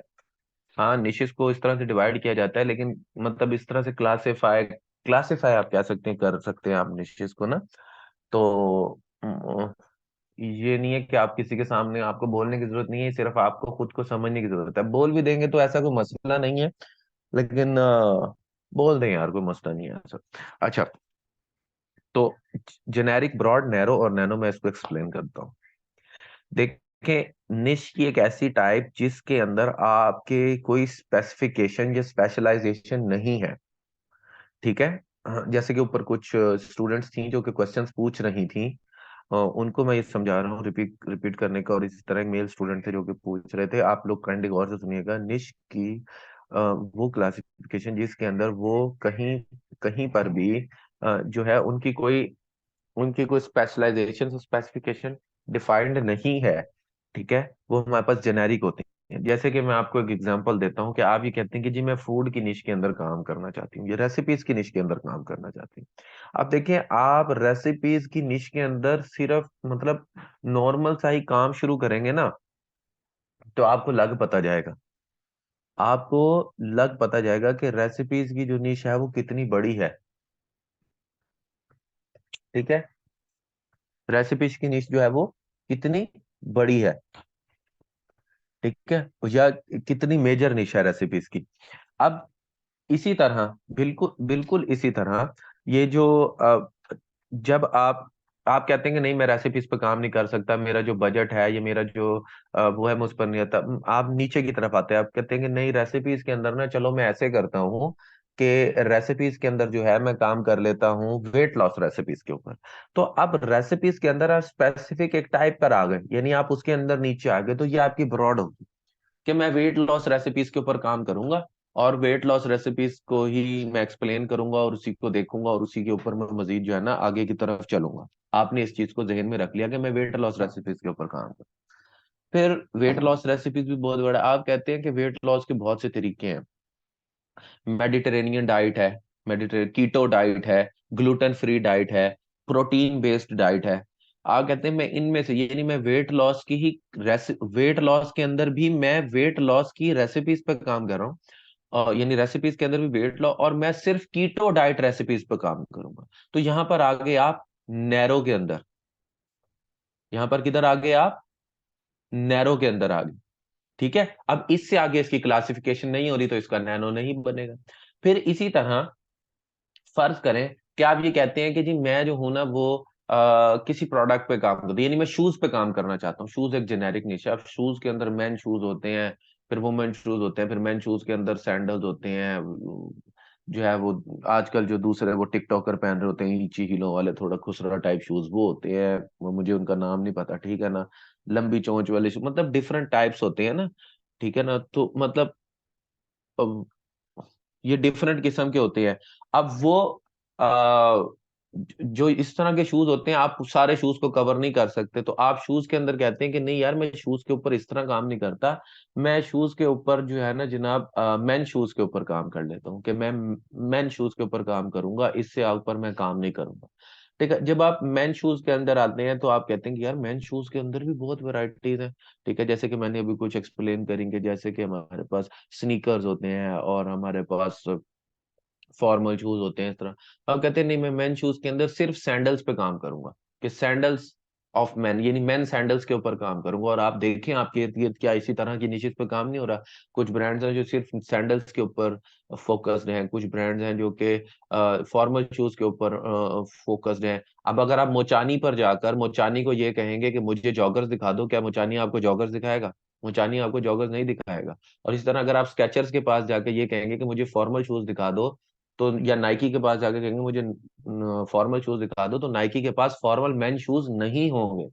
नाइकी के पास रनिंग और स्पोर्ट्स शूज होते हैं, तो वो भी एक स्पेसिफिक टाइप ऑफ स्पेशलाइजेशन पर, यानी उनका पूरा बिजनेस स्पेसिफिक, यानी नाइकी की एक जो टाइप है वो मेन शूज की, नाइकी स्पोर्ट्स वेयर भी है, बाकी चीजें भी हैं, लेकिन नाइकी ने भी जिस शूज की कैटेगरी को पकड़ा है वो भी एक स्पेशलाइज्ड है। फिर अगर आप ये कहते हैं कि मैंने सैंडल्स के ऊपर तो काम करना है, लेकिन सैंडल्स के अंदर भी मैं किसी एक स्पेसिफिक ब्रांड पे काम कर लेता हूँ, जैसे कि बिर्किन स्टॉक्स एक ब्रांड है, बहुत बड़ा ब्रांड है, या लेदर, सिर्फ लेदर की सैंडल्स पे मैं काम करूंगा और किसी चीज पे काम नहीं करूंगा, तो ये आपका नैनो हो जाएगा। तो जेनेरिक कहाँ से शुरू हुआ? शूज ब्रॉड आया, मेन शूज के अंदर नैरो आया, सैंडल, मेन मेन सैंडल्स, और फिर उसके अंदर भी उसका कोई स्पेसिफिक ब्रांड। इसी तरह इसकी आप एक और एग्जांपल ले लें कि आप टेक्नोलॉजी की निश पर ऊपर काम कर रहे हैं। टेक्नोलॉजी की निश के अंदर आप ये कहते हैं कि मैं टेक्नोलॉजी के निश के अंदर काम कर रहा हूँ, लेकिन मैं लैपटॉप्स के ऊपर काम करूंगा। अब जब आप लैपटॉप्स पे आते हैं, आप इस चीज को देखते हैं, और यही वजह है कि हर तीसरा बंदा आपको कहता है कि लैपटॉप्स के ऊपर काम कर लें। ठीक है, ठीक है, कि आप लैपटॉप के ऊपर काम कर लें। अब भाई लैपटॉप के ऊपर कैसे काम कर लें? अब लैपटॉप्स के अंदर आप देखें, लैपटॉप्स के अंदर कितनी टाइप्स आती हैं। गेमिंग लैपटॉप्स अलग होते हैं, फिर उसके बाद वर्क स्टेशन अलग होते हैं, फिर उसके अलावा जो है ग्राफिक रिलायंट लैपटॉप्स अलग होते हैं, डिफरेंट टाइप्स हैं। आप ये कहते हैं कि मैं गेमिंग, अच्छा सबसे पहले टेक्नोलॉजी के अंदर आप लैपटॉप्स के अंदर फिर आप आ जाते हैं गेमिंग लैपटॉप्स। अब गेमिंग लैपटॉप्स के अंदर भी बहुत सारी टाइप्स हैं, एचपी के गेमिंग लैपटॉप्स हैं, फिर एलियन वेयर है जो कि डेल का जो है वो सब्सिडरी है एलियन वेयर। फिर इसी तरह जो है आपका असूस है, उसकी रिपब्लिक ऑफ गेमर्स है, वो उसकी वो है। तो आप ये कहते हैं कि नहीं मैं सिर्फ एलियन वेयर के लैपटॉप्स पे काम करूंगा, तो यहाँ पर आप नैनो के अंदर आ जाएंगे। समझ आइए बात की, या आप सिर्फ एप्पल के लैपटॉप्स पे काम करेंगे तो आप नैनो के अंदर आ जाएंगे। क्लियर होगी बात? Yes, it is a good approach, but depending, बात वही है कि आपकी निश क्यों। तो ये स्केलिंग सिस्टम बेसिकली आपको हेल्प आउट करता है इन आइडेंटिफाइंग, ठीक है, एक नैरो या नैनो की निश के अंदर जहां पर आप लेजर टारगेटेड होते हैं एक स्पेसिफिक टॉपिक या एक स्पेसिफिक चीज के ऊपर। वहां पर आपको पता होता है कि ये मेरे बजट के अंदर है। ठीक है, ये नहीं होता बस के मुंह उठा के मैंने एक टॉपिक देख लिया, मैंने लैपटॉप पे काम करना, लैपटॉप पे काम शुरू कर दिया। भाई आप उसको नहीं कर सकेंगे, आप उसको नहीं कर सकेंगे, इसी वजह से फिर आप फेल होते हैं। फिर कहते हैं ब्लॉगिंग के अंदर जी ब्लैक मेथड यूज होते हैं, फलाने यूज होते हैं। भाई आपने पहले देखा था आपकी हैसियत के हिसाब से आपने निश उठाई है या नहीं उठाई? आपने देखा उसने लैपटॉप पे काम किया है, लैपटॉप के ऊपर 50 आर्टिकल लिख दिए, किस बेस पे लिख दिए भाई आपने? वो 50 आर्टिकल आप किस बेस पर टारगेट कर रहे हैं? आप किस उसके ऊपर टारगेट कर रहे हैं? आप कवर ही नहीं कर पा रहे एक चीज को, आप कवर ही नहीं कर सकते ना एक चीज को, आपका बजट खत्म हो गया है, ट्रैफिक नहीं आ रही, आप नहीं कर सकेंगे। तो हमेशा अपने बजट के लिहाज से नैरो, या बल्कि मैं तो कहता हूँ काम ही नैरो या नैनो से शुरू करना चाहिए, और नॉर्मल हायरार्की भी यही होती है। जब मैं कीवर्ड रिसर्च पे जाऊंगा और आपको कीवर्ड की हायरार्की समझा रहा हूँ तो आपको इस बात की समझ भी आ जाएगी कि लोग लॉन्ग टेल कीवर्ड्स को क्यों प्रेफर करते हैं और लॉन्ग टेल कीवर्ड्स के ऊपर क्यों काम करते हैं। ठीक है, हर चीज या हर वजह की, हर जो मेथड मौजूद होता है ना उसके पीछे कोई ना कोई एक लॉजिक होती है कि ये मेथड क्यों काम कर रहा है या ये मेथड क्यों होना चाहिए। जब कोई कुछ कह देता है कि ये कर लो तो वो कर नहीं लेना चाहिए, देखना चाहिए कि जिस वक्त वो ये कह रहा है क्या वो उस वक्त इम्प्लीकेबल भी है, क्या गूगल ने जो करंट अपडेट्स दी हैं क्या उस वक्त, या किसी ने आपको बताया कि आप इस तरह से कंटेंट डाल लें या इतना डाल लें, तो आप पीछे चेक करेंगे पिछली जो नवंबर दिसंबर जनवरी की अपडेट आई है वो क्या अपडेट आई है, उसके अंदर गूगल क्या कह रहा है। ठीक है, असद खान, मैं यार आप अजीब बातें करते हो असद, मुझे समझ नहीं आती। मैंने आपको कहा है क्या आपके पास इतना बड़ा बजट है? मैंने कहा है कि आप जेनेरिक या ब्रॉड पे काम नहीं कर सकते। मैंने ये कहा है कि आपने निश वो सिलेक्ट, मैंने आपको कभी भी नहीं कहा कि आप जेनेरिक या ब्रॉड पे काम ना करो। मैंने बताया है कि मैं नैनो या नैरो पे करता हूं, और आप अपना निश अपने बजट और ऑब्जेक्टिव के लिहाज से चूज करोगे। आपके पास भाई जितना बजट है, मैं आगे आपको निश निकालना, निश आइडेंटिफाई करना, निश स्पेसिफाई करना, निश का क्राइटेरिया सब कुछ कराऊंगा।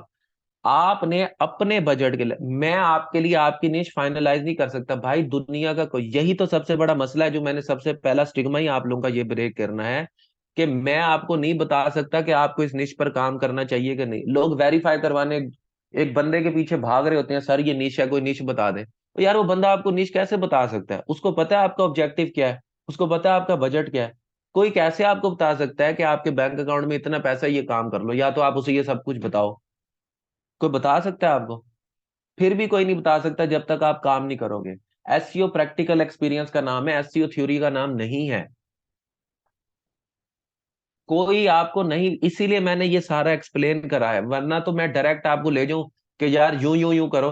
वो जो आप सोच रहे हो ना कि डायरेक्ट जो यूट्यूब के ऊपर निश ढूंढने का बेहतरीन तरीका, हजारों निश निकाले, ऐसा थंबनेल बना के मैं भी यूट्यूब बना लूंगा।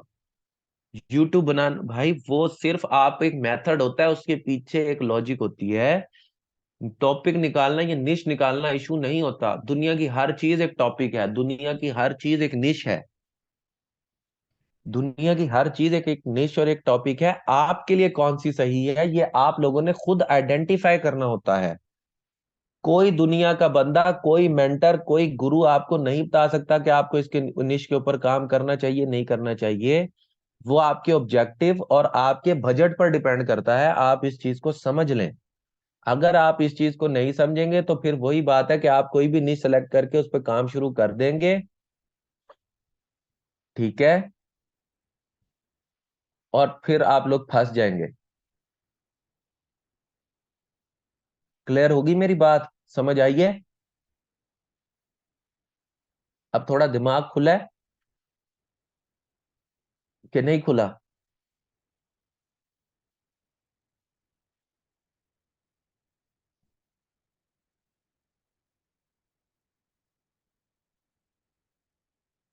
ठीक है।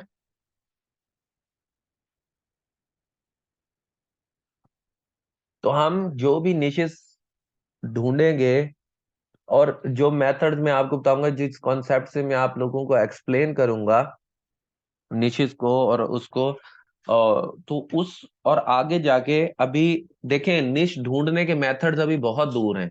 मुझे इस तरह के बहुत सारे concept, it means we have wasted time and money. Zubair, ये अब आपको पता है, मुझे आपके पास्ट का नहीं पता, तो इसके ऊपर मैं आपको कोई हौसला भी नहीं दे सकता।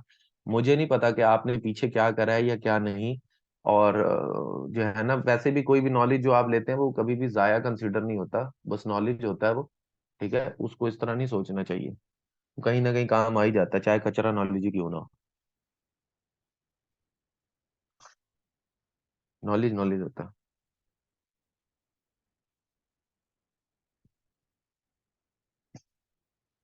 अच्छा, तो जो मेथड मैं आपको कराऊंगा निश फाइंड आउट करने की, निशेस या जो क्राइटेरियाज मैं डिफाइन करूंगा, बिल्कुल अब जिस तरह आपके जहन में अभी ये बात आई है, आगे भी जो मैंने आपको पहले लेक्चर में बताया था कि कुछ चीजें ऐसी होंगी जो कि मार्केट से डायरेक्ट ऑपोजिशन में होंगी या अनकन्वेंशनल होंगी, जो मैं आपको पढ़ाऊंगा। लेकिन मेरी इस बात की गारंटी है कि वो वर्किंग भी हैं और वो बिल्कुल सही कॉन्सेप्ट्स भी हैं। जरूरी नहीं है कि एक चीज जो कि मार्केट में मौजूद है और कन्वेंशनल है वो सही हो। मार्केट के अंदर बहुत सारी मिसकॉन्सेप्शंस भी मौजूद हैं। उन मिसकॉन्सेप्शंस को दूर करके, ठीक है, उन मिसकॉन्सेप्शंस को दूर करके जब आप काम करेंगे तो आप लोगों को, हाँ बहुत अच्छा बनाया है साबिर, थैंक यू। तो आप लोगों को समझ में आएगा। ठीक है, तो आगे भी मैं ऐसे बहुत सारे मिसकॉन्सेप्शंस दूर करने वाला हूँ, बहुत सारे। ठीक है। अच्छा, अब आप आ जाएं आगे की तरफ।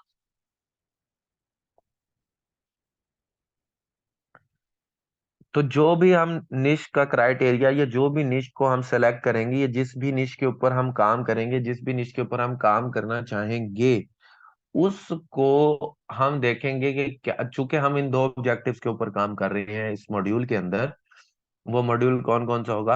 एक हमारे पास होगा एफिलिएट और दूसरा हमारे पास होगा ब्लॉगिंग। अब यहाँ पर कुछ सवालात जब हम लेते हैं जो कि बहुत सारे स्टूडेंट्स मेरे पूछते हैं, मैं उनको पहले से एड्रेस कर देता हूँ। फिर हमारा आज का टॉपिक खत्म हो जाएगा, आप लोग मेरे से क्वेश्चंस पूछ लीजिएगा। पहले मैं उन सवालात को एड्रेस कर देता हूँ जो कि बहुत बहुत कॉमन है। पहला जो कॉमन क्वेश्चन है वो ये है कि क्या हम किसी वेबसाइट के ऊपर जिसके ऊपर ब्लॉगिंग हो रही है एफिलिएट भी कर सकते हैं? हाँ जी, कर सकते हैं।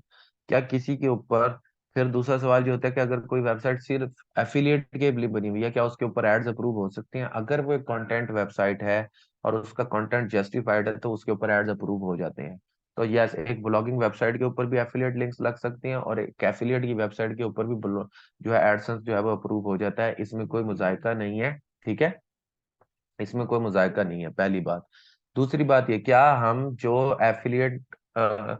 हम एफिलिएट नेटवर्क यूज कर रहे हैं, क्या हम एक ही वेबसाइट के ऊपर बहुत सारे एफिलिएट नेटवर्क जो है वो यूज कर सकते हैं, या एफिलिएट मुख्तलिफ एफिलिएट लिंक्स लगा सकते हैं? जी बिल्कुल, आप एक ही वेबसाइट के ऊपर मुख्तलिफ एफिलिएट नेटवर्क भी यूज कर सकते हैं, मुख्तलिफ वेंडर्स के मुख्तलिफ प्रोडक्ट्स भी प्रमोट कर सकते हैं, बल्कि हम करते ही यही हैं ज्यादातर। ये नहीं होता कि एक ही ब्रांड को हाँ, अगर हम किसी एक ही बहुत अच्छे ब्रांड को प्रमोट कर रहे हैं तो फिर सिर्फ उसी को करते हैं, वरना नॉर्मली हम मुख्तलिफ किस्म के ब्रांड की और मुख्तलिफ किस्म की वेबसाइट्स को ही प्रमोट कर रहे होते हैं। क्लियर हो गई यहाँ तक बात? ये क्वेश्चंस क्लियर हो गए? ठीक है। अब आप लोग अपने हैंड्स रेज कर लें, तो मैं आप लोगों से बारी बारी जो है आप लोगों के क्वेश्चन लूंगा वॉइस के ऊपर, ताकि आप लोग आराम से मेरे से पूछ लें। सब लोग अपने हैंड रेज कर लें, जिन्होंने क्वेश्चन पूछना है, मैं बारी बारी सबसे क्वेश्चन लूंगा, ठीक है? चैट मैं नहीं देख रहा अभी, मैं सिर्फ वॉइस के क्वेश्चंस ले रहा हूँ, फिर उसके बाद इसलिए चैट में नहीं क्वेश्चंस लिखे, वॉइस पर पूछ लें मेरे से। जी जी, आज का टॉपिक एंड हो गया यहाँ पे। जी, जिन्होंने क्वेश्चन नहीं पूछना वो जा सकते हैं। अच्छा जी। जी मुइज, पूछिए क्या क्वेश्चन है? अस्सलाम वालेकुम सर। वालेकुम सलाम। सर मेरा क्वेश्चन ये है कि अगर हम कोई एसेट बाय करते हैं किसी से भी, हम्म।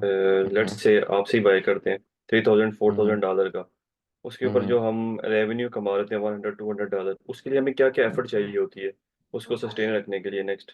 अच्छा, देखिए, वैसे तो मैं फ्लिपिंग के मॉड्यूल के अंदर इस चीज को एक्सप्लेन करूंगा कि कई दफा यूं भी होता है कि हम कोई एक ऐसा एसेट देखते हैं जो कि फॉर सेल आया हुआ होता है, लेकिन हम उस जब जब हम अपने एक्सपीरियंस से और वैसे उस एसेट को ऑब्जर्व करते हैं, उस एसेट को देखते हैं, तो हमें उसके अंदर पोटेंशियल नजर आता है। लेकिन हम ये देखते हैं कि करंट ओनर ने उसके ऊपर उस तरह से काम नहीं किया हुआ कि वो अपने जो पोटेंशियल हमें नजर आ रहा होता है वहां तक गया हुआ है, हम उसको बेहतर तरीके से कर सकते होते हैं। इस सूरत के अंदर हम उस एसेट को पैसों उस एक बिड करते हैं, अगर वो बिड कामयाब हो जाती है और हमें वो एसेट मिल जाता है, तो फिर उस एसेट के ऊपर हम अपने लिहाज से उसे स्केल करके, ठीक है, उसको स्केल करके फिर हम जो है सेल आउट करते हैं, यानी उसको ऊपर मजीद काम करके। हाँ, जहां तक आपकी बात है कि उसको मेंटेन रखने के लिए यूजुअली आप उसकी प्रोफाइल जिससे परचेज करते हैं उससे पूछ लेते हैं। वैसे तो आप बीइंग एन एसईओ आपको खुद भी पता होता है कि इसके ऊपर किस किस तरह से काम करने की जरूरत है, आप उसका ऑडिट करते हैं, उसे चेकआउट करते हैं। नहीं तो आप जो है उसको जो आप उसका प्रीवियस ओनर होता है उससे भी रिकमेंडेशंस लेते हैं कि आपने किस तरह से काम किया है, क्या क्या काम किया है, कहाँ पर काम किया, आप मुझे बताएं, मैं फिर उस हिसाब से उसको कर लूंगा। तो इस तरह से ये काम होता है। ठीक हो गया? I hope this answers your question. हाँ जी। एम शेख, शेखों से तो वैसे ही मेरा बड़ा। वालेकुम सर। सर शेखों वासलाम। से क्या है सर बड़ा? नहीं, सर आई शेखों से होप कि बड़ा कुछ। प्यार है मुझे यार। बताओ। चलिए शुक्र है सर।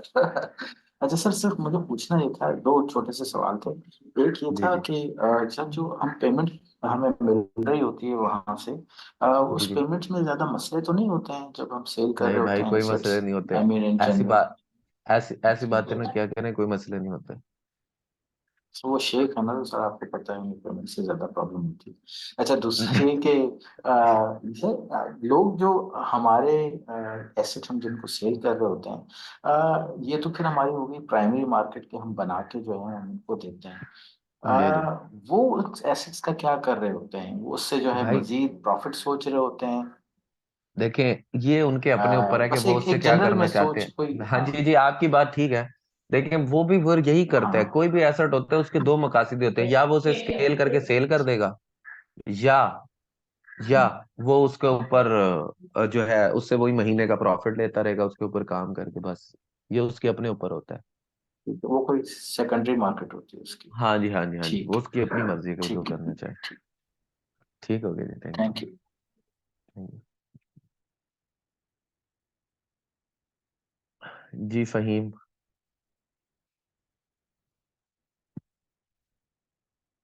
वालेकुम सर। जी वालेकुम खैरियत से हैं सलाम। सर? जी अल्हम्दुलिल्लाह, आप सर बताएं। मैं ये कह रहा था, जैसे आपने वेबसाइट बताई कि मैं नैनो पे काम करता हूँ, नैरो पे काम करता हूँ। मैं चाहता हूँ अपनी बनाई हुई कोई प्रेजेंट हो या बेच चुके हैं, सेल कर चुके हो, एक नज़र दिखा सकते हैं सर? तो एक ये आइडिया हो जाए अच्छा थोड़ा सा। फहीम, देखिए पहली अच्छा, बात तो दूसरी मैं इन ये थी दोनों सर, सवालों आपने का जो जवाब। समझाया। आप, जी जी। सर, सर, जी जी, पूछे पूछे पूछे, पहले दूसरा आप बात सवाल कर ये है ले कि फिर। सर आपने जो बताया ना कि नीच आपने बताई है, चलो हमने टेक्नोलॉजी नीच, ठीक। सेकंड जनवरी जो हुआ वो क्या होगा, लैपटॉप होगा वो कि आप सर देखें, जो उससे गवर्नमेंट के नीचे, अंदर। उसके जो उसके नीचे कोई भी आ रही है टेक्नोलॉजी के अंदर, कोई भी आ सकती है। आप कोई भी चीज का नाम ले, मैं आपको क्लासिफाई कर दूंगा कि ये किस चीज के अंदर आएगी। मसलन एक आइडिया हो जाता है ना कि इस निश का इस टाइम स्केलिंग क्या है। अब टेक्नोलॉजी के ठीक है अंदर तो सर। आर्टिफिशियल इंटेलिजेंस भी आती है, और वो सीधा सीधा ब्रॉड के अंदर आएगी, क्योंकि आर्टिफिशियल इंटेलिजेंस ठीक, अब सही कह बहुत रहे। ज्यादा फैल गई है, ठीक, ठीक। बहुत बड़ी निश हो गई है। ये हाँ सर, सिर्फ मैं एक ये जानना स्केलिंग, चाहता ये हमारे सिर्फ हमें सिर्फ एक आइडिया देने के लिए एक सिस्टम है, जो हमें हेल्प आउट करता है आइडेंटिफाई करने में कि मुझे कहाँ पर क्या चीज जो है उसको सोचना चाहिए, या कहाँ पर क्या चीज उसको रखना चाहिए। ये ना हो कि अब आप देखें, आपको आके कहता है कोई कि मेरा जी 2 लाख रुपए महीने का बजट है, मुझे टेक्नोलॉजी की जेनेरिक निश के ऊपर काम करना है, बड़ा मुश्किल हो जाता है यार। अच्छा सर, मैं एक सवाल था, मेरी अपनी प्रोडक्ट है जो मैं बना रहा हूँ एक, ठीक है ना, जी जी। उसका नाम भी मैंने रखा था कोई नाम रखा था, याद नहीं आ रहा, सेवर के नाम से रखा था, एनर्जी सेवर कुछ के नाम से। ठीक है। तो वो अगर मैं बना के बेचूं तो वो टेक्नोलॉजी में जाएगी ना, इलेक्ट्रॉनिक सी जी जी। डिवाइस है जो हाँ, बिजली के लेकिन बिल को ये कम। आपका ई कॉमर्स होगा, ये एफिलिएट या ब्लॉगिंग नहीं होगा। ये अच्छा, आपका ई बेचेगा तो कॉमर्स होगा, प्लीज आइडेंटिफाई करें, क्योंकि अब आप एक डायरेक्ट, आप मैन्युफैक्चरर हो और डायरेक्ट प्रोडक्ट सेल कर रहे हो। अच्छा, ये जो साइड पे जो बता रहे हैं किसी और की मैं चीज लेके बेच रहा हूँ, उसके ऊपर एफिलाइट कर रहा ऐसी हूँ। बात है, एफिलिएट के अंदर तो आप उससे कमीशन ले रहे हो ना यार, किसी ने आपका प्लॉट भेज दिया, प्रॉपर्टी डीलर आपसे कमीशन नहीं लेता, कमीशन लेता है आपसे। अच्छा सर, आप जो अपनी बना के वेबसाइट बेचते हो उसका कुछ तरीकेकार तो होता होगा, जाहिर बात है आपकी सिम हाँ पे बस एक। बताऊंगा, फ्लिपा पे किस तरह बेचते हैं वो सिखाऊंगा, बताया तो था हाँ सर। फ्लिपा, फ्लिपा के बोनस लेक्चर में। सर सर, थैंक यू ये सर। पहला लेक्चर जो नहीं लेते ना, फिर उनको इसी तरह की कौन, इसीलिए पहले लेक्चर के अंदर इन सारे सवालों के जवाब दिए थे मैंने। मैंने आप लिया है नहीं थे सर। पहले लेक्चर, नहीं, नहीं, तो लिया है फिर सर। उसके अंदर बताया तो था मैंने कोर्स आउटलाइन में, फहीम सुना नहीं हाँ। था। नहीं, तरीकेकार मतलब क्या होता होगा, मैं तो ये जानना चाह रहा था। हाँ वो मैं बताऊंगा ना फ्लिपिंग के लेक्चर में। हाँ, फिलीपीन में बताएंगे, ठीक है सर, थोड़ा थैंक सब्र यू। तो करें मेरे साथ, 34 लेक्चर पूरे चलें, फिर आपकी सब चीजें कंप्लीट हो जाएंगी। हाँ सर, नहीं बहुत अच्छा पहले पढ़ा रहे लेक्चर हैं एक सर, बोनस बहुत बेहतर रखूंगा पढ़ा। फ्री, उसके अंदर पूछूंगा, आप सवाल हैं तो पूछ लो। नहीं उसमें सर, आप आप ये बहुत कह अच्छा रहे था। मैंने हैं। दादा ये बहुत अच्छा पढ़ा रहे हैं सर, बेहतरीन थैंक यू। सर। अल्लाह हाफ़िज़। Thank you. अच्छा जी, जी गौहर।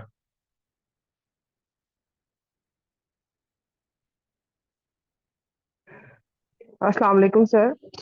जी वालेकुम सलाम। सर मैंने आपसे पूछना था कि इस आपके कोर्स से पहले ना एक एसएमएम का कोर्स हुआ, तो मेरा जी जी ज्यादा जी। इंटरेस्ट उसमें है, मार्केटिंग वाली साइड पे, मतलब मैं उसमें ज्यादा जी जी। कमांड हासिल करना चाह रही हूँ। तो आप जी काइंडली जी। मुझे एक्सप्लेन कर सकते हैं कि उस कोर्स का और इस मॉड्यूल का कोई कनेक्शन है?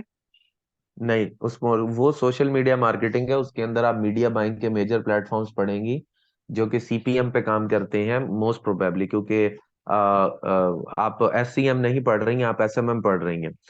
एक जी। चीज मैं, वैसे मैं क्लासिफाई कर देता हूँ, वैसे तो आपके टीचर भी बहुत अच्छे पढ़ाए होंगे, कि गूगल एड जो है वो एसएमएम में नहीं आते, वो एससीएम के अंदर आते हैं। तो उसके अंदर मेरे ख्याल में मोस्ट प्रोबेबली जो है फेसबुक एड्स पढ़ रही होंगी, टिकटॉक एड्स पढ़ रही होंगी, पिंटरेस्ट एड्स, इस तरह के एड जो सीपीएम नेटवर्क्स होते हैं वो पढ़ रही होंगी आप। तो उसका और इसका कोई ताल्लुक नहीं है।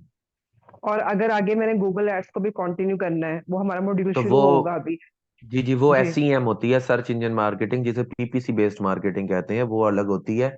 उसका बिडिंग सिस्टम, उसका स्ट्रक्चर, वो सब चीजें डिफरेंट है।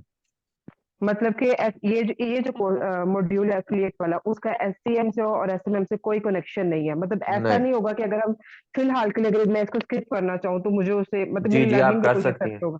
नहीं, कोई असर नहीं थैंक यू सो पड़ेगा आपके। Welcome. Thank you thank you so much sir. Welcome.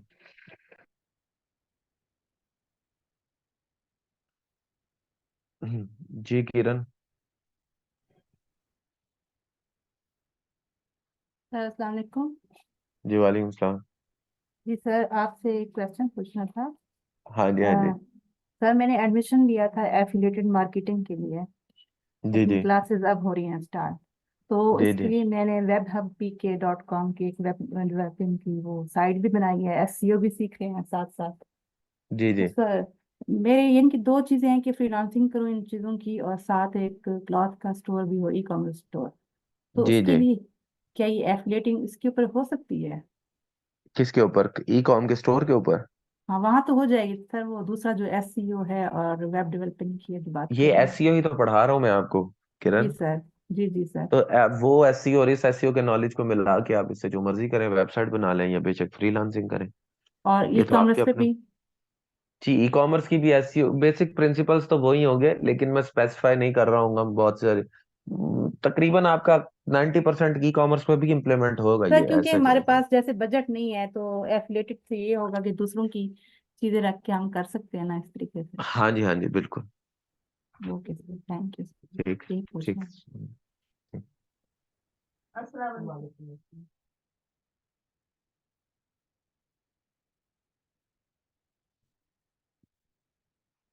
अच्छा जी, जी सना।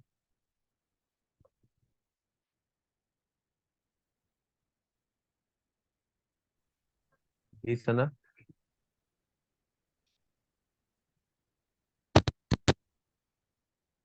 की आवाज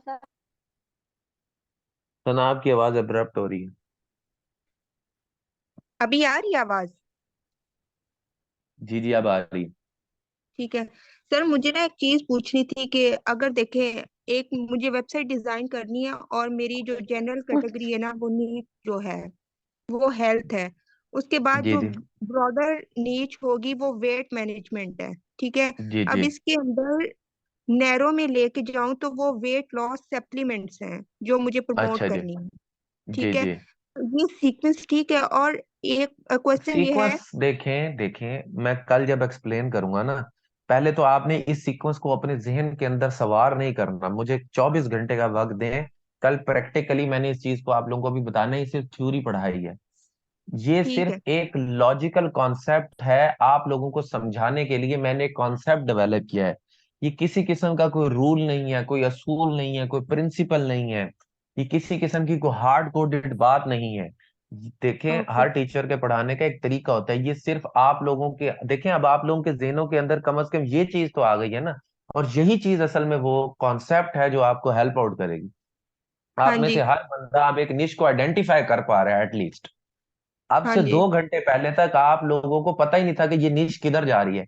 क्या अब आपका जहन खुद ब खुद आपको ये आइडेंटिफाई करवा रहा है? करवा रहा है जी ना। सर। बस जी। बीइंग अ टीचर मेरी ये कामयाबी है, क्योंकि आपका जहन को अब सोचना नहीं पड़ रहा, बाय डिफॉल्ट उसकी सेटिंग मैंने वहां पहुंचा दी है कि उसको अगर अब कोई निश दी जाएगी तो वो उसको किसी न किसी चीज के अंदर क्लासीफाई कर सकेगा, वो अंधेरे में नहीं होगा। बस हाँ जी। ये मेरी कामयाबी है कि आपको मैंने इस काबिल कर दिया है। अब जब क्या आपने अपनी निश को ऐसे कैसे देखना है या क्या करना है वो कल मैं बताऊंगा। पहली बात, दूसरी बात ये कि आपने इसको हार्ड कोडेड नहीं कर लेना। ये सिर्फ एक कॉन्सेप्ट है, एक वर्चुअली आपको समझाने का तरीका है मेरा। बस समझ ओके। आई है मेरी बात की? जी, हाँ इसमें जी। आपने इस चीज में अपने ऊपर बिल्कुल प्रेशर नहीं देना कि जी ये मेरे जहन क्या मेरी हायरार्की ठीक है नहीं है, मैं इसको कहाँ प्लेस कर रही हूँ कहाँ नहीं कर रही हूँ। जब मैं आगे जाऊंगा तो आइडेंटिफिकेशन ऑफ निश के अंदर आपको ये चीज और भी क्लियर हो जाएगी। ठीक है। बस एक जरा सी मुझे कंफ्यूजन थी, वो ये कि देखें, वेट लॉस से रिलेटेड जो भी यानी फूड रेसिपीज को भी मैं आर्टिकल में ऐड कर सकती हूँ, आर्टिकल्स को? नहीं ना, नहीं ना सना, मुझे थोड़ा सा वक्त तो देना, अभी थोड़ा सा रुक जाए, ओके। आपको इन सवालों के जवाब खुद मिल। अभी तो मैंने निश पढ़ाना शुरू की है, मुझे थोड़ा सा वक्त तो दें। ये वो मैं आपको ये मॉड्यूल इस तरह नहीं कराऊंगा। अच्छा, आप याद रख लें, आज तारीख क्या है कि आज इसका निश का पहला लेक्चर हुआ है। ठीक है, आप सब याद जी। रख लें ये 72 आज निश का पहला लेक्चर हुआ है, और मैं निश कब खत्म करवाऊंगा फिर मुझे बताइए कि इस वक्त मार्केट में कोई इतना लंबा निश करवा रहा है कि नहीं। आज निश की तारीख और लेक्चर नंबर नोट कर लें, कितना लेक्चर नंबर है आपका आज? थर्ड है। लेक्चर नंबर 3 है। बस फिर अब नोट कर लें कि मैं निश किस तरह पढ़ा रहा हूँ, और फिर खुद ही समझ आ जाएगी आपको। Okay, thank you sir. ठीक है, ओके।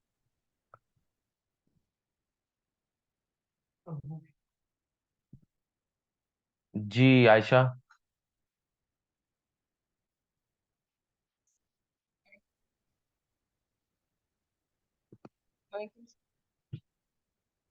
जी आयशा। जी वालेकुम सलाम, आपकी आवाज कट रही है आयशा। अच्छा, मुझे ये क्वेश्चन पूछना था कि नैरो का जो कॉन्सेप्ट भी समझ आ गया, जेनेरिक ब्रॉड सब, लेकिन नैरो और नैनो में क्या फिर डिफरेंस हुआ?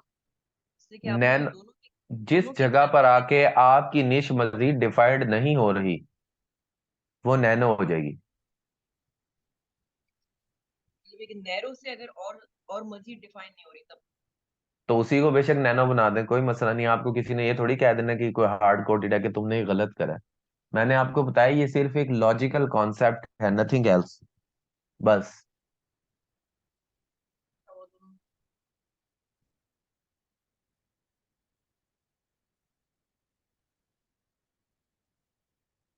क्लियर होगी बात? दोनों का डिफरेंस मतलब एक आपकी दोनों आवाज बहुत कट रही, मुझे आपकी आवाज नहीं आ रही, आप जो भी क्वेश्चन पूछ रही हैं आयशा। नैरो और नैनो में फर्क ये हुआ कि नैरो की मजीद डिफाइन नहीं होगी, ये कह रहे हैं आप? नैनो नैनो मजीद फिर आगे नहीं टूट सकती, मजीद उसकी ब्रेक डाउन नहीं होगी उसकी। कल प्रैक्टिकली जब मैं इसको मजीद करके दिखाऊंगा आपको और भी समझ आ जाएगी।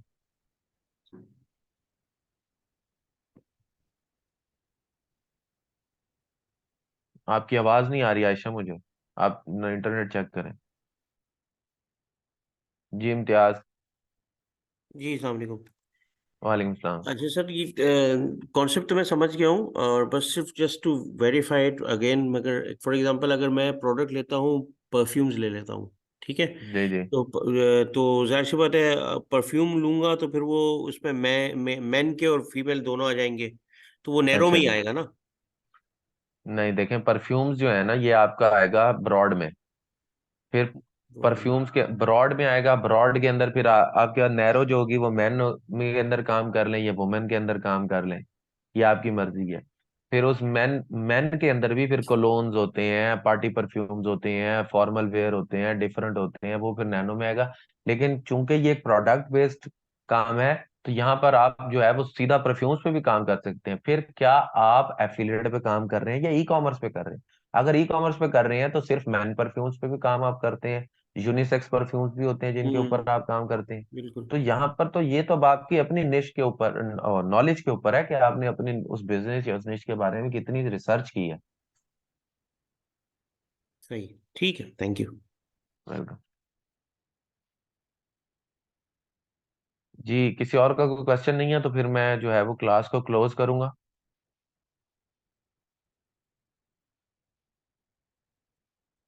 किसी और का कोई क्वेश्चन है? मेरा नहीं, क्या अकबर, अकबर तुम एंड में याद आया क्वेश्चन पूछना।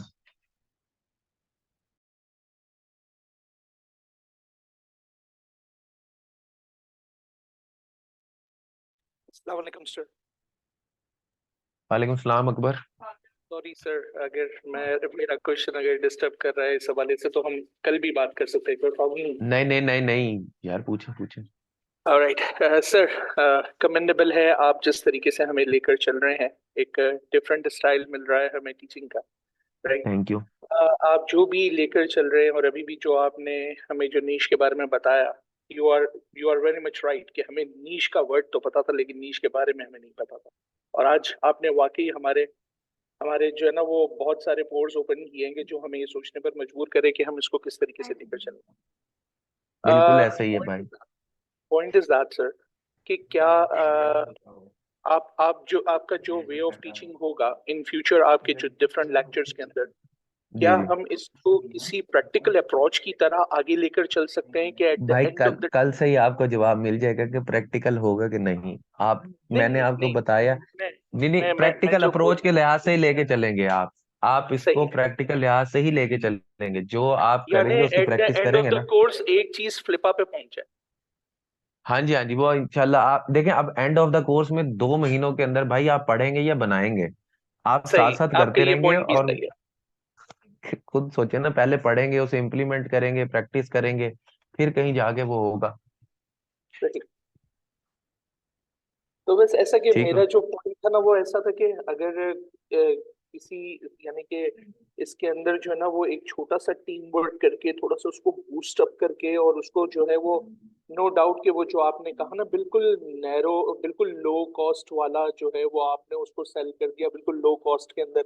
ऐसा कुछ यानी कि एक स्टार्टिंग यानी कि बिरयानी बस खाने वाले तक पहुंच, यानी कि मेकिंग बेकिंग सब कुछ कंप्लीट होकर, तो क्या है कि उससे एक पूरा प्रैक्टिकल अप्रोच मिल जाएगा टिल एंड तक का।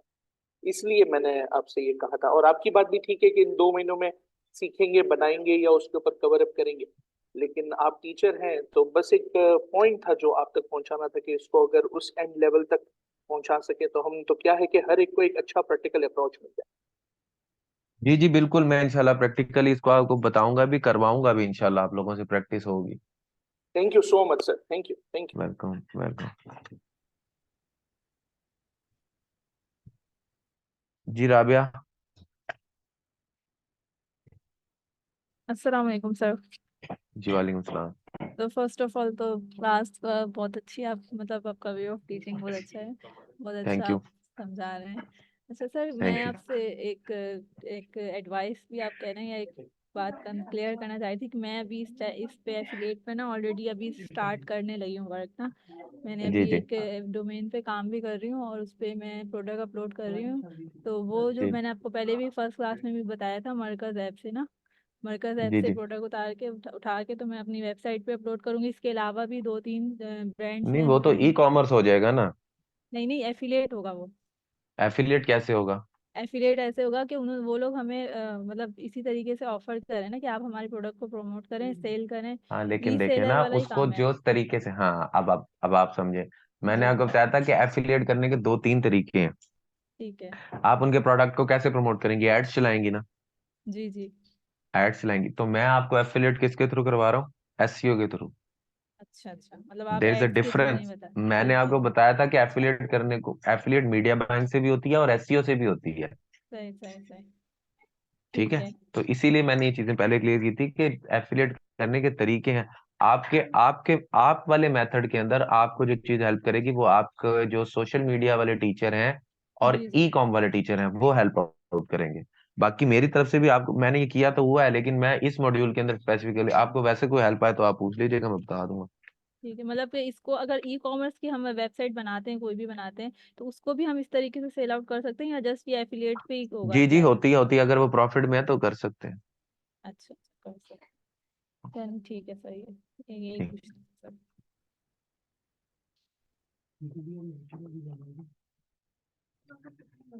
ठीक है जी, अब मेरे ख्याल में सबके क्वेश्चंस हो गए हैं तो इस चीज को हम क्लास को एंड करते हैं। ठीक है। और कल इंशाल्लाह क्लास के अंदर आते हैं। आप सब लोग अपना ख्याल करें। Thank you.